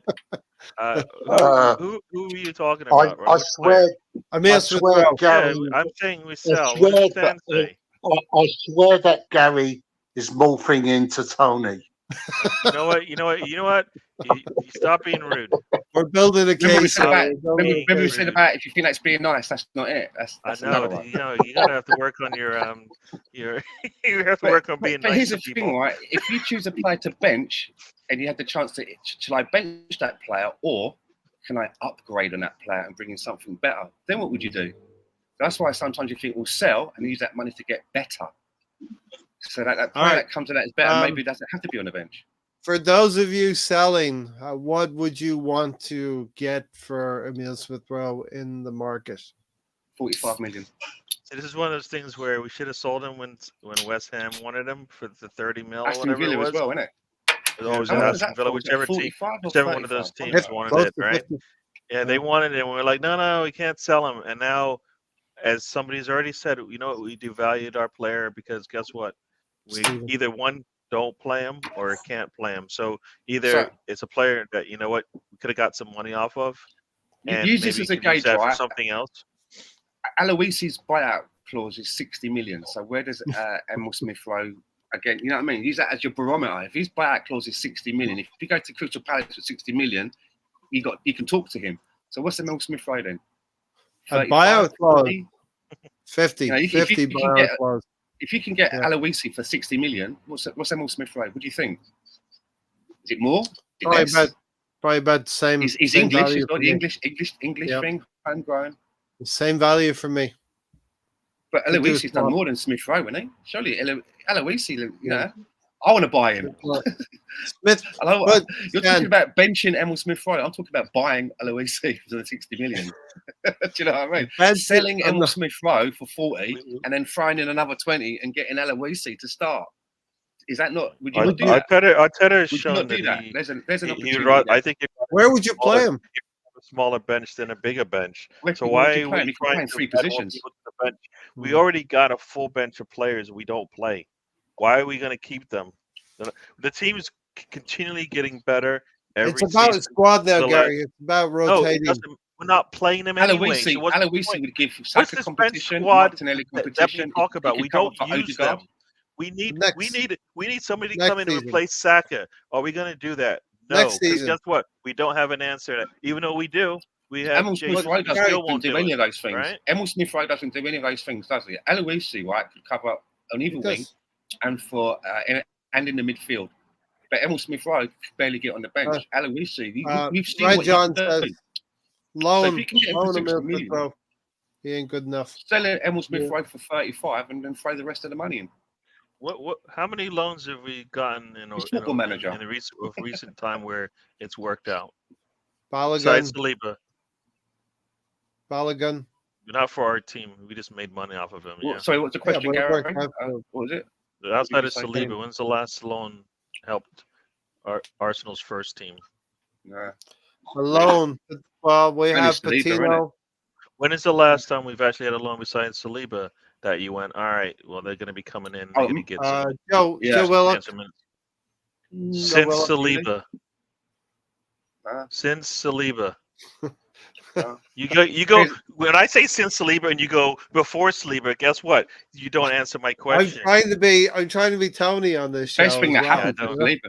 I mean, it's the best thing that ever happened to him. The way that. Gary, are you up for a history lesson, Tony? No, Gary? I don't want a history lesson. No. Saliba Okay. started the beginning of last season. Saliba. I don't think started. loans work the way we expect them to these But days. come on, buy, sell, bench. What's happening with VSI? Is he being sold? Is he being benched? Or what's happening? I said sell. Who? Emil Yes, Smith Rowe? What's the judgment? I'm keep him in the squad for me. I said sell him. I said sell him. All right, But 2-2. Two. Desmond. 2-2. And Rohan. Red John said he's out, so I think I'm going to go. Red John's more on our side of letting him leave. All right. I would take any a other minimum. midfielder? I would take a minimum of 40 million for ESR because he hasn't played a lot of games. He hasn't done anything like what someone like Luis has done. You know what I mean? Not because no fault of his own. All right. He hasn't been given the minutes, so he's never seen it. So he has to be cheaper. 40 million. All right, we're getting in. We're 40 million. Okay, that's decent. 100. We're up to 140 million. 40, I think 40 is a stretch. Stephen, we're up to 140 million. Yeah, we bought Gabriel for 42, didn't we? Take another 20, 30 off of that. I don't think we're going to get much more than I would like to. We have to talk about the next 20 off of that. player. 20. Really, Gary? All right, cool. He'd sell ESR for 20 million. Wow. 35. He was worth 30, 35 at his high, and he hasn't played even. He's played less now. We have to talk. Wow. Yeah.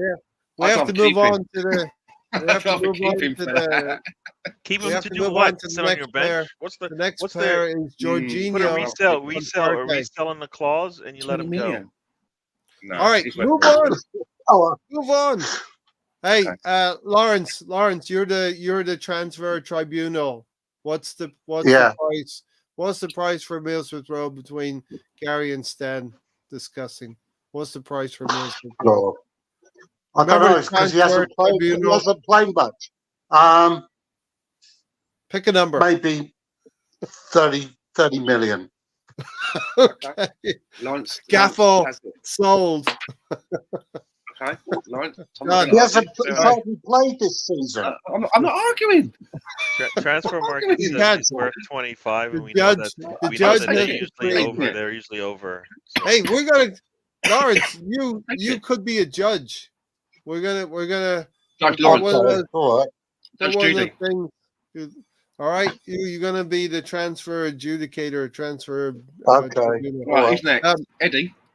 No, try the couple of Jorginho and Partey.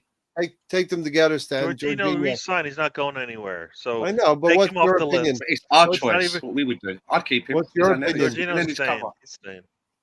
You know I'm keeping him. He's a new Nenny. He's the new El Neti. We're No, keeping he's him. not. Stop being rude. So yeah. That's really Next. not nice. That's not nice at all. Lords, Jorginho, are you happy with him staying for another year? Yeah, I think he's good cover for Odegaard and Rice. So yeah, I think it's a good move. All right. Now the difficult part of this is he's been sharing minutes with Partey the last few Thomas games Partey. of this season. Thomas Partey. Partey. Claude Rains, the invisible man. This is tricky I love territory Thomas. because I love Thomas Partey as a footballer. I love what he does when he plays for us. But in the time that he's been with Arsenal, he's only been available less than 30% of the games available. And that's a really bad return. And I just don't think that if I was the manager, how can I plan if this guy's are you here or you're not? he's so For me, good. It's time to move on. It's He's time so to move good, on. Stan. And there are others out there that are so good. And maybe a few years younger. So why not try and get some money back now and go for a slightly younger model? Because he's not reliable. It's not that I don't like him.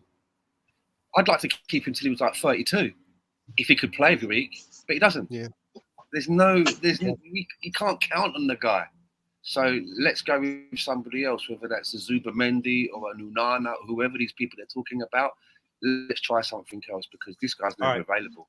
I wanna go last on this one. So Gary, you want to go next? Partey, Thomas Partey, Mr. 24. Yeah, no, I'm not getting any of that. No, we will miss him because I don't even know who out there could give us what he gives us. So we're gonna take a dip. I agree. We're gonna take a dip when he leaves, no matter. And it's more because when he's healthy than it is when he's not. We just make do when he's not around.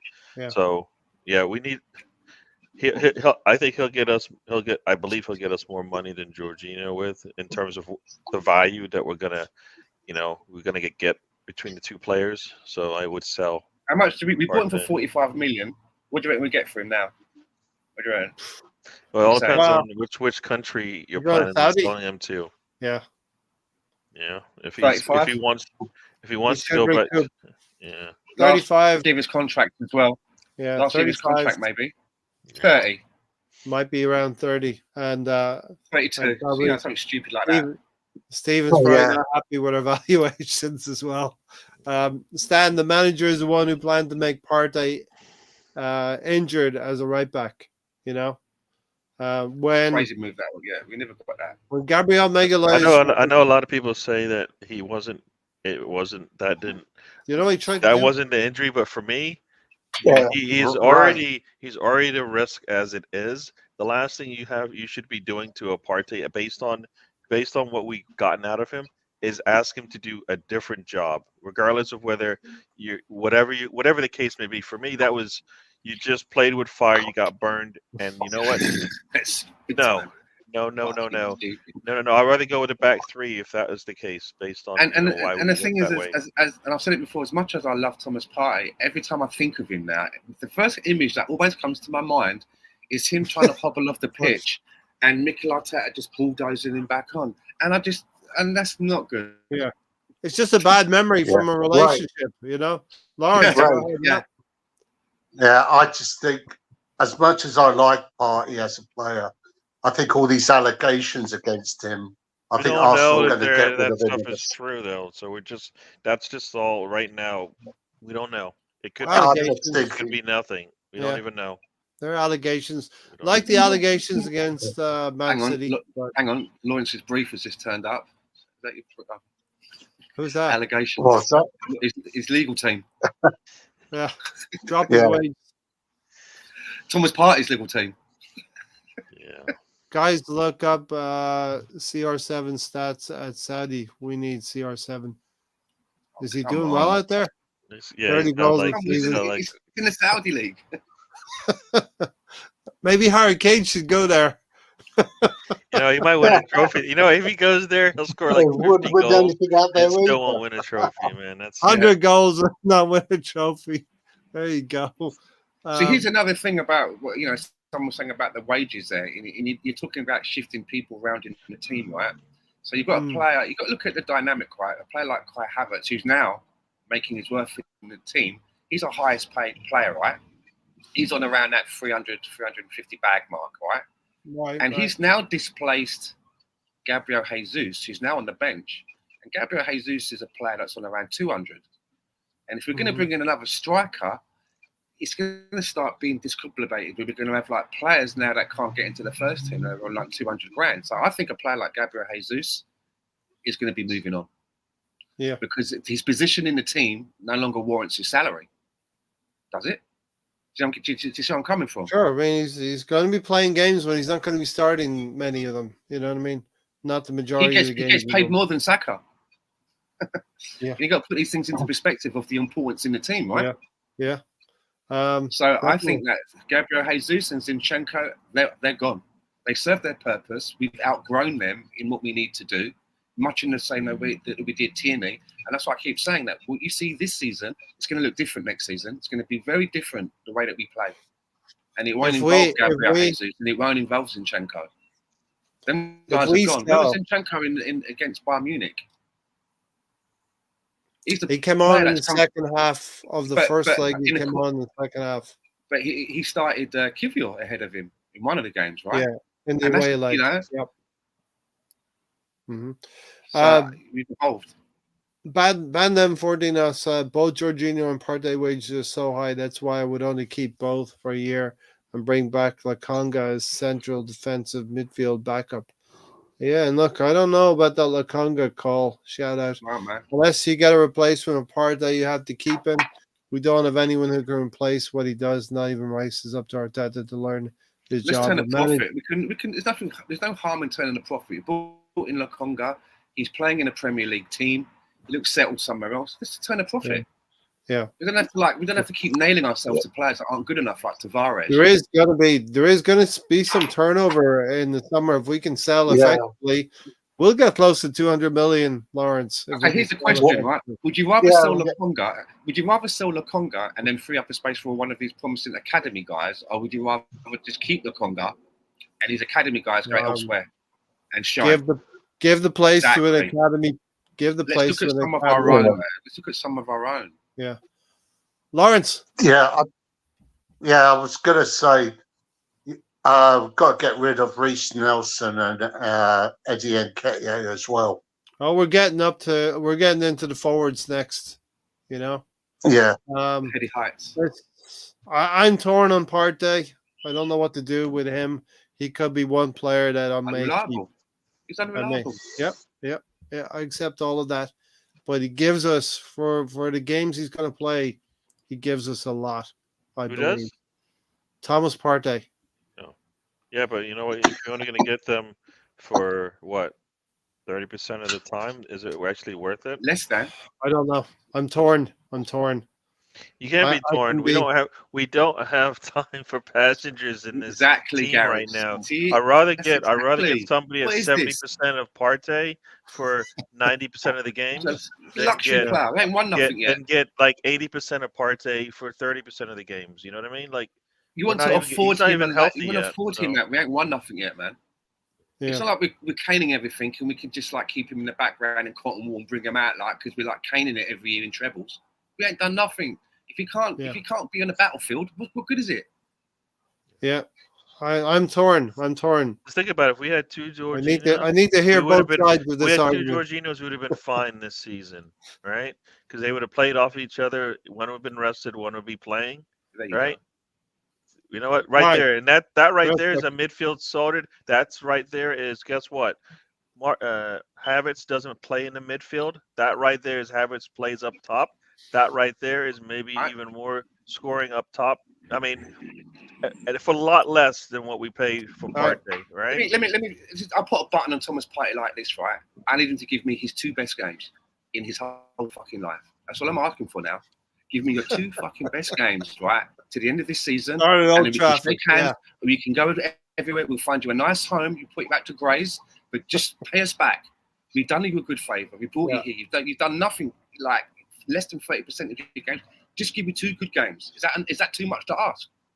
Be world class for 2 games, and we're good. We're good. I want to bring Rohan in on Jorginho and Partey, but first, let's get predictions in for United. I'm going for a 3-2 win for Arsenal. I don't think it's going to be. I don't think we're going to blow them away. I'm sorry. 3-2 win. Wow, dude, have you not been watching us all season, or what? Are you just you're going back in time in the history, right? Well before the last like 4 or 5 years of United, right? Hope I'm wrong. We're going in different directions, We're gonna win. We're gonna win, Gary, but I don't think it'll be close. That is disappointing. I think it'll be close. Wow, what's your prediction, Gary? No. What's your prediction? I don't understand what you just did there. Wow, I'm going to sound crazy. Okay, but I want to understand what you're going to do. What's your prediction? Well, based on I'm going to have to even things out a little bit because I was going to go crazy, but I can't even do that now because you feel like we're going to 3-0 Arsenal, clean sheet on the road. 3-0. Okay, Lawrence. I don't make predictions.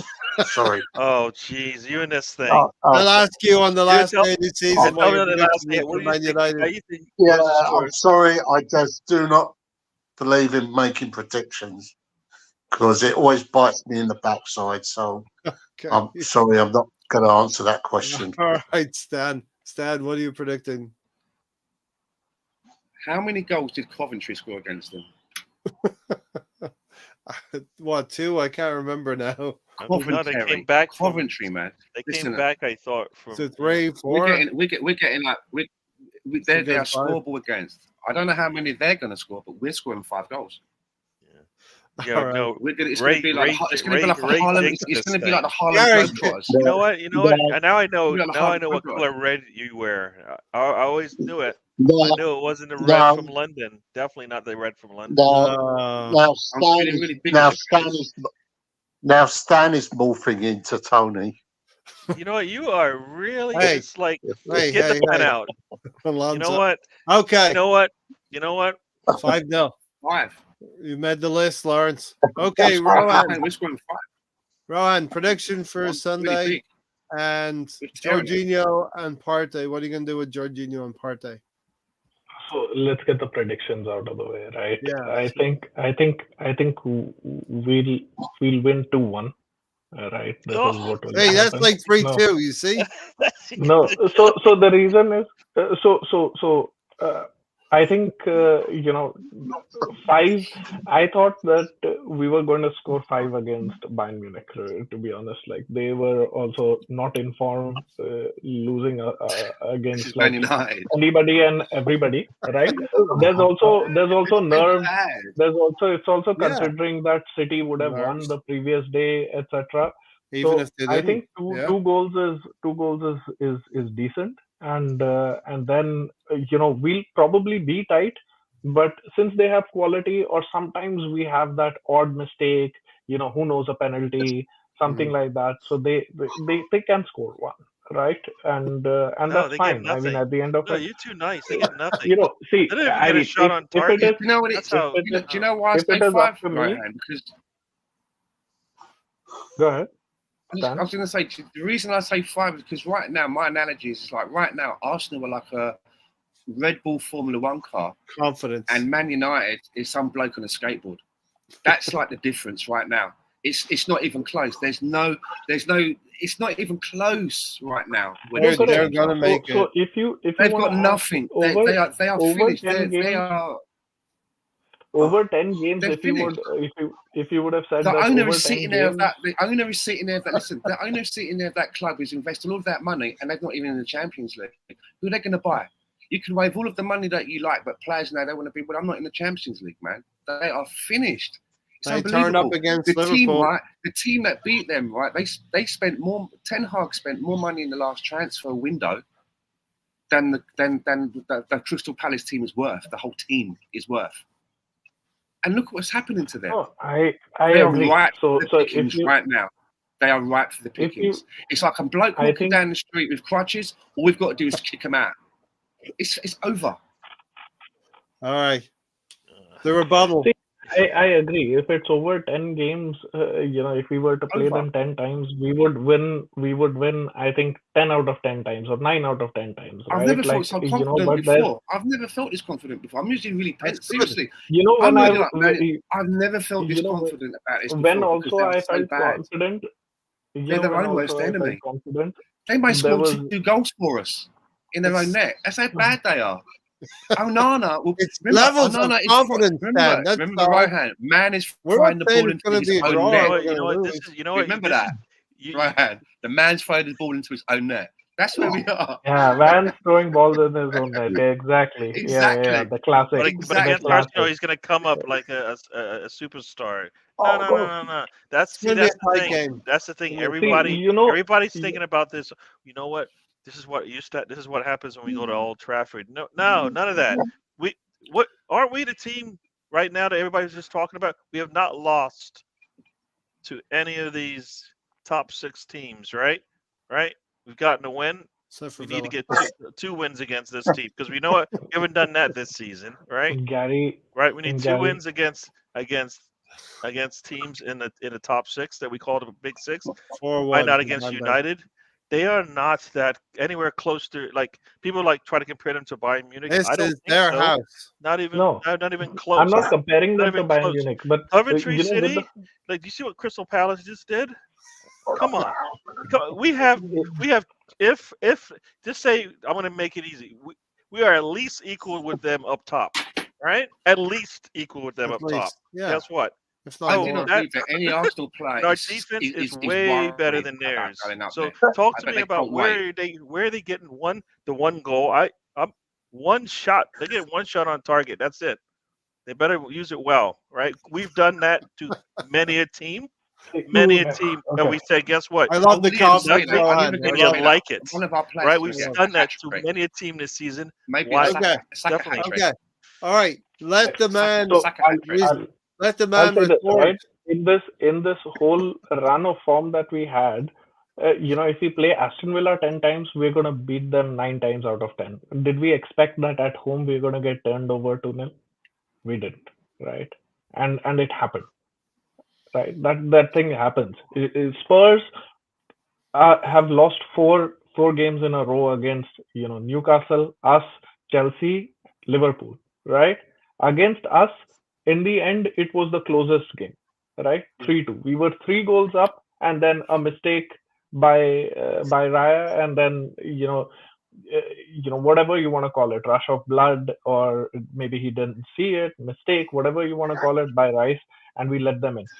Yeah. It's football. Anything can happen, right? And I think that once we get those 2 goals, then we are going to try to be protective, because this team will want to do. See, it's not like I want them to win 2-1. I want them to win 5-0 each game. I want, what I really want, and I'm hoping that this happens, is that we empty Old Trafford at halftime. That is what I want to happen. That we are 4-0 up at halftime and Old Trafford is empty, right? Mm-hmm. But do I see that it would happen? These are the games where these players turn into prime Barcelona, right? That happens against us. We've been burnt many times. One more time when I was confident. At that time, Stan, I'll remind you. That time we were obviously a different team, but it was February, few years ago, and we were also going for the league at that time under Wenger, and Rashford was playing his second game. Right? They had a whole host of injury. We went there thinking that we are going to turn them over 3-4-0. What happened? They won against us 3-2. Right? Things happen. The 3 points are what Rashford don't even want to be there anymore. This is a different thing. Here's the thing, right? Anyway, there's one player on their team that I really fear the most, and I can't believe I said it earlier. Scott McTominay. What about Garnacho? Because Garnacho just a tricky player. He's a flair player, but what I'm saying with McTominay, he wants it. Yeah, he wants it. He does. He's not playing for the manager. They've got their own thing. McTominay plays football. He plays to win. Okay. Do you know what I mean? And he's a dangerous player. You got somebody that wants it. You're dangerous. Sometimes that overcomes skill. Yeah. Because sometimes he you've got the does. skill, but you might not be up for it that day. Where's the badge Garnacho might not be outside? up for it that day. Rashford not be up for that day, but McTominay will. Again, it's that El Right. Neni. He might only be 70%, but he's giving all of it. That's scary. Do you know what I mean? I think, I mean, at the end of Scores it, 2 goals in a it's game just sometimes. predictions, Pops up, right? scores 2 And goals. all of us are saying that we are going to get 3 points. I feel like Lawrence was the smart one in this point when he didn't make a prediction because He'll make a prediction on the- May 19th. That's the predictions he'll the- make. Yeah, so that's what it is. But No, in it's any just case, hedging like his 3 bets. points, 3 points, anything less than 3 points, I'm going to be You know what? devastated. That's not who we're not playing.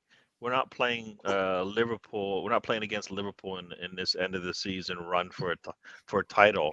A 1-goal lead isn't good for us. We know this, right? Yeah. Dropping 5 Goal points difference. in Yeah. 2024 is not good enough, right?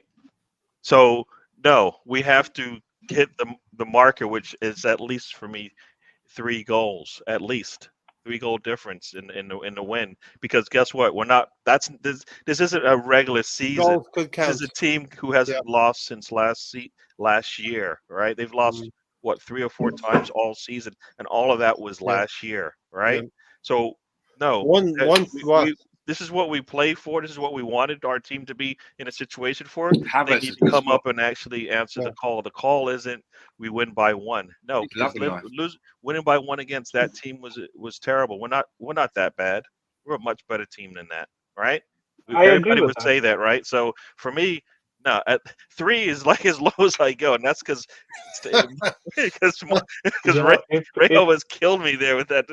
I think I gave you 3, Gary. I gave you 3. We scored 3 on that team and a half. You know, if we continue to form, we win that one. I gave you at 3 least by 4, right? So I think we're a better Gary, team. I think that was a blip. I- That was a blip.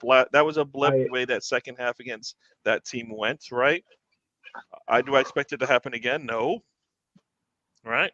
Could it? Yes, but I don't expect it. I expect this team to come out like going, no, that's not going to happen again, right? Yeah. Right. So maybe So yeah, nah. All right. So if we were to play them 10 times, I think that we would win. We don't get if to play we that. would have No, we would have won by an aggregate of more than 2, right? But if we that's not played happening. Fulham But in 10 any times, case, we would have beat them every time we play them, right? But we don't get that chance. You only get 2 ties every season. 2 times. You know what? And you try to win both of them, right? And a preseason game too. Yeah. Partey. Can we go to Partey? All right. Because I'm scared because I heard what you guys' opinion was, and I feel like I have a slightly different opinion. I think that the Arsenal medical team is top notch, right? And they can make an assessment of whether Partey can sustain or not sustain. If he cannot sustain, or we feel that he's going to be available for less than 70% of the matches, we should sell. Less than 30, right? But if less than 30, less than, and his whole and career, if, you know what I mean? 70 would be and great. then- I'd love 70. I'll take 70. and but if we can reasonably determine, things can happen to anyone, right? You can Urian Timber, I don't know what his injury record was like, but at Arsenal he's not played 95% of the season, right? Do we classify him as a person who doesn't play 95% of the season? You can't come on right hand. Right? The guy got injured in like the first game, it's a completely different thing. How long has Thomas Partey been with us? It was several months ago when it was like he's been available less than 30%, and that's but last season he played the whole season. Last season he played more than 75. He hit that 24 less game than mark 24. that we talk about all the call time, him Mr. 24 and for a he never reason. made it past it. Yeah. You look at him. You look at the games that he played when at Atletico Madrid. He doesn't hit 30 games a season, not even close, right? Yeah. They managed him well. He He came here, and Arteta didn't heed the warnings that that we're seeing now, that he can't play once and twice in a week kind of thing, right? Yeah. So what you're saying, Rohan, is if he played to 24 games, he would have played 63% of the season, right? If he plays 63% of the season, I would still think that we should keep him. Stan is right? taking his Arsenal career. Stan is taking his Arsenal career. And you know why I want to keep him is because he gives something different. And Stan, you asked which are the 2 games where he has stood out. I don't think with a holding midfielder, of course, Rice is exceptional. So in the 2020-2021 season, yeah, he missed 21 games. In the 2021-22 season, he missed 19 games. In the 2022-23 season, he had quite a good season. He only missed 6. But in the 2023-2024 season, he missed 26 games. Right. Now look at some of those numbers. There's 38 games in it. There's 38 games in the season. In his first season, he missed 21 of them out of 38. In the next season, out of 38, he missed 19. In the next season, right, he missed 6. But then in the next one, out of 38, he missed 26, and that's not including cup games, and that doesn't include other sort of like competitions. That's ridiculous. That's all of this. That's not a good. That is not a good return on investment. And as much as I like him as a footballer, and I see what he brings to the team, that's not a good return on the investment. And it's a business. It's about winning. It's not about sentiment. If he was to play, if he was to miss the games like he's missed this season, there's not even a question. Then you sell him, right? So the assessment needs to be made by the doctors, who I believe, like Arsenal has the best medicals and support staff, which is why we've played the same 11 or largely the same team more often than not, right? Like we've not had injuries to any of our key players, most of our key players. I don't say Jesus and whatnot, but our main guys, Gabriel, Saliba, Saka, Odegaard, Rice, Havertz, like none of them have got injured, right? So you know what? Until I actually looked at that on screen, I actually find it more like horrific than I thought it was. I'm like, those are terrible numbers, really. Yeah. So Stan, you can't rely on that person. You can't make plans to win battles with somebody that's only giving you that. We're not in that position. We're not Real Madrid. But what he gives to us is. Oh, come on! So I think we've agreed to that. If he could give us 2 good games, I'm saying give me your 2 best games now to the end of the season. Give me your world class, but then that's it, and I'll love you for it. But he's not giving us anything going forward. Look at those numbers. I don't agree with that, Stan. I think that when he plays, he plays those decisive forward passes that none of us. Groin injury. Knock, thigh I'll give you one of those games, injury, ankle. And let me read them out. This is what he's had: hamstring injury, groin injury, knock, thigh problems, knock, muscle injury, ankle injury, hamstring injury, hip injury, muscle injury, hamstring injury, hamstring injury. That was like between 2016 to now. Steve Austin, and he's going to have the summer off, right? This summer will be the guy's got dodgy hamstrings. By all accounts. Look, I think Partey. What we're going to do with Partey will divide the fan base. It's like Ledley King. Come on, it's like Ledley King in it at Tottenham. Yeah, I'm not going to be devastated if Partey leaves because obviously his injury record. But I do feel like what he adds to the team. There's no other footballer in the world. You're acting like there's no other footballer in the world who could even be a few years younger that can come in and be as good as what he can bring. Well, Rohan did say, Stan, he's not going to be devastated. He's not going to be devastated if he gets moved on this summer. Rohan did. I'm not going to be devastated, but this is a player. He does play those incisive forward passes into the channels that nobody plays. That nobody plays. Jorginho does not in the world. Nobody in the team. Nobody. I think there must be someone out there. Okay, then you know what? We're not getting. Let's get that guy. Why can't we get that guy? I agree, Gary. We're not getting anywhere with this guy. Maybe he's younger. Got less dirt on him. Who knows? Red John's got it. How many Just players swap are? him for Reece James, who's Okay, also available all the time. 100%. dude, you guys are like, on another trip today, man. Like, Partey's availability You know what? is one of just the You know what it worst is for for the me? team. tell me Seriously, this, you know, One right? of the most right then. important Tell Do you me know this. what I'm on the like? bench. Which Because I don't. You I know don't what? get His after his Bergkamp his after Bergkamp unavailability is been the on reason the why we spent 100 All right, all on right. Declan Rice, right? Think about it. We spent 100 on Gentlemen, we Declan have Rice the because our technology, midfield was we have so the couldn't capability to build a press. together, right? That's why Rice plays Ray, why all are the you time, quiet? You right? should also say No, something. for me, the reason Rice I'm plays like all this the is time, right. right? So The reason I'm that's like where this is that's what Partey has done. We had to go out and spend Yeah. 100 grand, Look, 100 mil on a player Look. because we know he's going to be available for us, yeah. right? for me. Partey Right, the costs reason half as much, and we can't even get 20% of that, right? So Arsenal make us just debate like a Emil lot of Smith Rowe, things. Emil Smith Rowe's talents are there, Um, not available. Got to go. We all don't. right. Arsenal How needs many people that how are going many to play for them. positions are we intending to change in this Arsenal team? Hey. Like, I just want to know, right? Because there's Hey. a finite budget, right? Like you Hey, do Realistically, realize that. only 5 players. I always see 5 players All coming right, in, Lawrence. Hey, right? all right.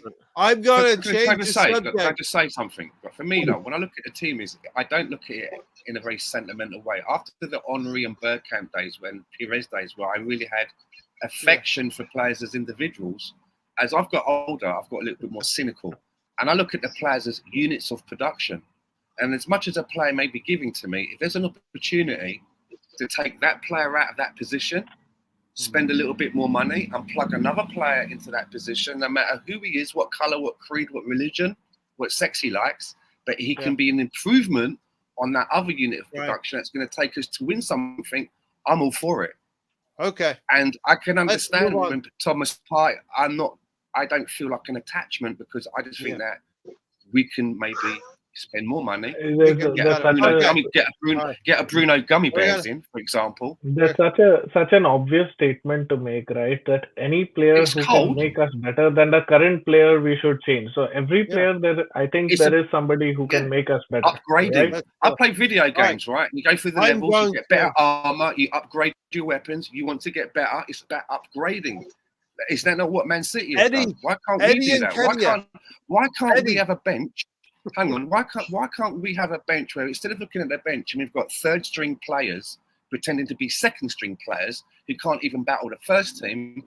Why can't we look at the bench and be like Manchester City? And we've got players that can compete. Correct. We've got instead of us having to field our 100 million player every game in Declan Rice because that's where we are. You look at Man City and they're 100 million. But Rodri also plays every bench. game, right? He sits on the bench. Grealish. I'm talking about Grealish. No, but does Rodri sit on the bench? Value. I'm talking about the different levels. We're not at that level yet. We pay 100 million for a player. We've got to play him every week. He's our best player. They can spend 100 on a Grealish. No, we're not there yet. We're not there yet, and that's called upgrading on the players to get better. Otherwise, Xhaka would now be in his 8th season. Stan, that's where we need to go next season. We need to get to that situation where Declan Rice, £100 million player, doesn't. If I can say and then I'm going to change the subject after this, then Rohan, to Eddie and Kedia. So you have a minute. Yeah, Rohan. We're all selling them. Move on. Come on, stop. Yeah. I think that there are 3 or 4 positions that we need to really upgrade on. If we can upgrade on Partey, then well and good. But your point about third string players being on the bench, right? Get them out. Our first team 11, some of them can go on the bench. They are first string players. Yes. And we need better players than them or coverage for them who are first string to come in. I don't know if if Partey can reasonably, our medical department can say that he can be available and it's not chronic. He can be available for 70% of the matches. I would like to keep him. If he doesn't, if they don't have that confidence, then we sell him. That's it, Stan. Yeah, that's it. Let me ask one question as well. Let me ask one question. Wouldn't it be nice to let me paint a picture? Can I ask a question? No, we've seen this picture. I can't ask a question. Can I ask one Yeah. Hold question? on. Wouldn't it be nice to be in a Yeah. situation, right? Wouldn't it be nice in a situation when one day you could be like the manager and you look around at your team, you're thinking of the next match and you think to yourself, okay, looking at the players that I've had in training this week, looking at the next match, I wonder who I should pick. Should I pick Saka or should I pick Rafinha? Instead of going, should I pick Saka or should I pick Reece Nelson? That's what I'm talking Correct. about. We That get to is that that kind is of a position situation. that we need a better upgrade. Yeah. Yeah. Like, I'm using that as an Warren, that is a example. Neto, This is an striker. example. But you know Striker, where I'm coming from? right winger. Bowen. Yeah. Exactly. Striker, I'm just using that right as an winger. Right, example, John. but we're Yeah, not exactly. there yet, innit? We're not in that. Exactly. We're not quite at that thing yet. You know what I'm saying? And that's why we're a weekend away or a window away from success. Red John says, guys, I want Paqueta. I'm sorry. I think he's already been talking to Man City this past summer. So I think that will happen. Paqueta will go to Man City. Partey has his own set of doctors at Arsenal, only exclusive to him. Okay. Eddie Nketiah is the easy one, Gary, right? Sell. Yes. Well, nobody's saying we're keeping him or benching him. Can we just like he's gone? We went I for mean, Partey. you know what? We went from Partey to Nketiah. You know what? That was a good We move. brought in Havertz, and Havertz is getting more minutes than him for a reason, right? Yeah. Jesus should be at least second. For me, Gabriel should be third, which means Nketiah doesn't have a spot. What's the Right? price? That's where you should be. The price. You know what? We missed out on once again. This is why we need to sell Partey now. It's because once again we're gonna go. Like the We're gonna hold Partey. on to him for a It's season, like, how and then you were done with and me? then the next Partey's like, I season, thought you were and then done the with next me, man. season, then the next season we're gonna be like, oh, we can't get anything for him. Guess what? Because yeah, his value is gone, and you know what? Maybe he deteriorates more. Who knows? But you know what? You got to strike when the iron's hot. We should have sold Eddie a couple seasons ago when we had a chance, even to take a loss because we're not getting money's worth. I don't even know like he. He's good for Take up a mid-table, parking right? space. He should Take be up a worth parking space, mate. 25, What's going on? 35, but I think people are laughing at that number. That's the thing. That's where Arsenal is some days, right? Eddie to Ipswich, right? Send Eddie to Ipswich. So Eddie and Millsworth Road Crystal to Palace. Ipswich, right? I'll take their what is Crystal it? They have Palace, Aloisi they have comes the that other way. strike. Bit cash. Is it no? It's Coventry City has that has that striker. I'll take him over Yeah. Nketiah. All right, that's Eddie Nketiah. Who will go to next? Gabriel Jesus. You never asked me about Eddie Nketiah. Nobody You needs never to talk about it. Come on, that's why we're wasting our time on Nketiah. I'm not I'm keeping just him. saying, like, I'd take a pot noodle and a bag of Monster Munch. There we go. Exactly, we're letting him Yeah. go. Bye. What you never asked me about my opinion about Eddie. You're not Or- keeping him you either. adjudicate I speak for the group. Shall I Let it get my go. crayons out? Like that song says, let it go, let it go. Come on, let's move on. We are looking to finish in about 15 minutes, Dan.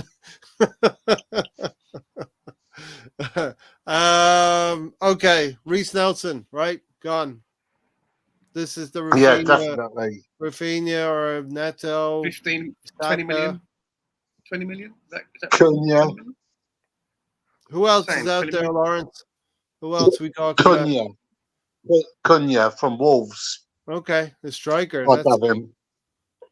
That's a SA. bit of a project. Is it SA? It's not a Yeah. project. What do you mean? What project is that? Is Cunha the finished article? Is he not a starting striker in the league? For Wolves, Isak. yes. It's about Well, Yes, well, so was Ramsdale, Isak. so was Raya, so was All right. a lot of other players. Ben White. right. Hey, Right? Alonso. Come on. For me, Right. Isak is the one. Isak is the one. Who's the striker? Hello there. Isak. Isak is the one. For me, it's Isak. If you said to me now, you can have one striker, because I've seen him do it in this league, and he's worked with Martin Odegaard. For me, it's Isak. And it was, and that's not what I wanted a few months ago. But from what I've seen on the TV in England, playing in the Premier League, and the way that he plays his style, I actually look at Isak and think, I don't like to make comparisons, but he looks the closest player who kind of plays in the style of Thierry Henry to me. Yes. The way that he can get into tight spaces, and there's players around him, and the little fucker wriggles his way out and causes a goal out of nothing. Create stuff, shoot stuff. For me, it's Isak all day long. I'm convinced if I had the choice. Isak, and he's pouring on the goals now. Red John said, Eddie Nketiah is such an elite finisher. He finished his own career off, at Arsenal. 3 goals against Sheffield United, notwithstanding. Muniz from Fulham. Does everybody? Absolutely not.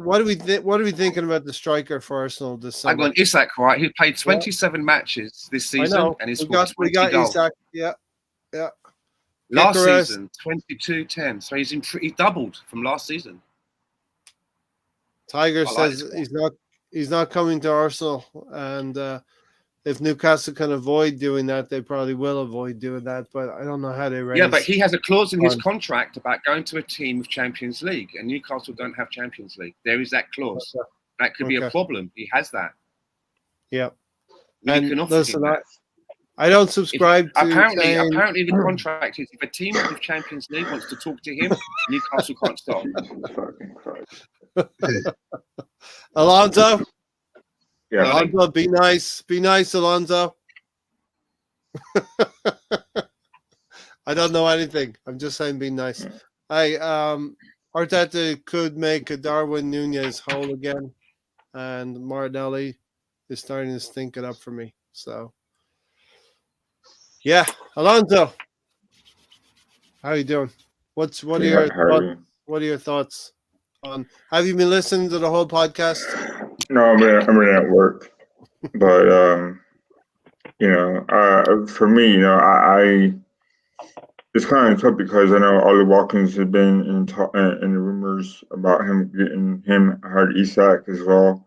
But yeah, it's like why would any club sort of Arsenal that could be in contention to get Champions League football? Though if to me, it seems like Solanke would be the better choice to me. Though because he's been on form this year from a Bournemouth team that doesn't really have that much expectations. Though that to me would be a realistic choice, because I think Newcastle depend too much on Isaac to get goals in, and Ollie Watkins, they really are getting Champions League football next year, so why would they want to sell him for? So if we get a striker, it's going to be someone from out of the Premier League or someone that's not in the top four in the Premier League, if that makes sense. So, we all heard the Rashford rumors. I was talking to a customer today about Rashford, and it seems like he hasn't had the best time since Eric Ten Hag has been in charge. So he might be looking for a move out of Manchester United, because we all know how good Arteta has been with Xhaka and Havertz as far as helping them improve their game. And so, but I don't know if Arsenal fans had the patience for another rival striker from the Arsenal. Though it wouldn't be beneath me for him to come to Arsenal. Though there are more options out there than just Isaac and Watkins. Some people like Evan Toney as well. Though people don't want his gambling in the past to be in the way of what we're trying to do at Arsenal. So there's other questions on who they want to be a striker. Though I think a lot of people have wanted Kai Havertz to be there. And I'm okay with that because he's gotten really good at scoring goals lately. So, there's kind of a thin line to where what we really want and realistically what we need. Yeah, definitely. Anything else to add before we check out of here, Gary? Lawrence? What else is going on in Arsenal? No, not really, no. Now's the time to speak. I think we covered everybody that needs to stay and go. Yeah. But I just think we need a backup at center back, another midfielder, and a right wing and a striker. So, yeah. So like I mentioned on Gary's podcast on Monday, that I think, and I don't know if you agree with this, Gary, or Terrence, or Rohan, or Stan, if you're still there. Yeah, I would not mind Arsenal getting a player like Mark Gahey, because to me he's still got something left in him, and he's on a very bad Crystal Palace team. Not very bad, but they've improved lately. But I would not mind Arsenal getting a guy like Mark Gahey on the team because I like Gahey, not because he's from England but represents England, but I think he's still a good player on a very weak Crystal Palace team. Yeah, let's look into that one for a second. Glasner, right? Oliver Glasner. Gary will speak to this at times. A coach that can come in and work wonders. He's fit a style of play into the players available, and he's got the prolific players scoring goals up front.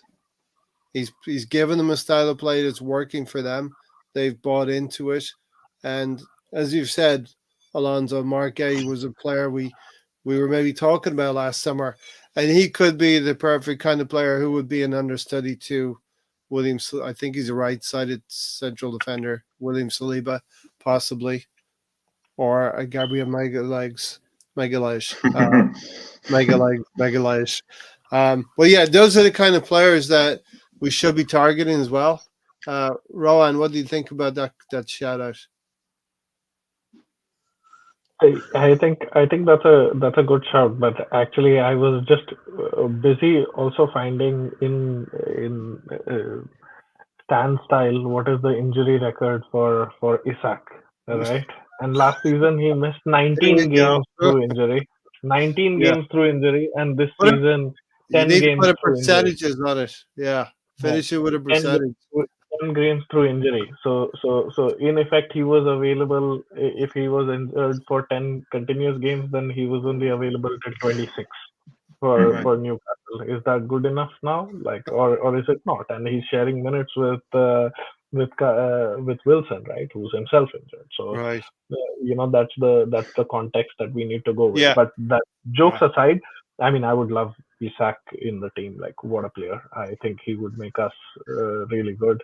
He's a Odegaard, player that I feel, this season actually I felt like we should have gone for Tony at the beginning of the season, where we could have. I mean, even if we had to carry him for half the season with his ban, it would have been worth it, and he would have been a good player. But now I think Tony's off the radar, so so Tony's gone, but Isak would be a good player for us, and a good backup for one of Gabriel and Saliba would be great. But that's what I feel, that this season, even if we did even if we had lost one of them, White, I have confidence that he could move into centre back and do a good job. Or if we wanted to keep him, then Kivior, I guess, would have been okay. But I would have rather preferred that White would have moved, to centre back and would have done a good job. So this team is evolving. There's 3-4 positions, of course. Like, in my opinion, striker must have. A good worthy backup for Saka must have. Probably another centre back is must have, and then the fourth one would be a midfielder. I was just gonna say, like, the way that Crystal Palace is finishing this season, I just feel they're not gonna want to split with their players. They bring in a new manager for a reason. And everybody knows what they got, and I assume he does as well. So I can't. I'll be surprised. I'll be surprised if they let players go, because it kind of like, you know what? You're not replacing players. You're not going to be replacing players, right? That have been playing together, and the problem has always been can't keep them healthy, right? Eze out, Elise out, Gahey out, all their players, right? So letting them go. When they find, like, they've shown injury what they can records do when they're healthy, they just probably need depth so they can rotate in and out of the season, and you don't have to depend on them that much, as opposed to you sell them. Now you're down a man, and you still need to buy. Back Crystal Palace are selling. Will be a selling club. He's played 27 matches this season. How many has Gabriel Jesus scored? Played in? Sorry, 27 matches. Right, you talk about who's injured. He scored 20 goals in 27. Somebody's coming to tap you. Last season he Shoulder. played in 22 matches, and doesn't necessarily mean injury. Maybe he was on the bench for maybe some of them as well, right? Yeah. It's still a lot more than what we're getting from Jesus. And he's slightly So more he- durable than Partey as well. Isak is.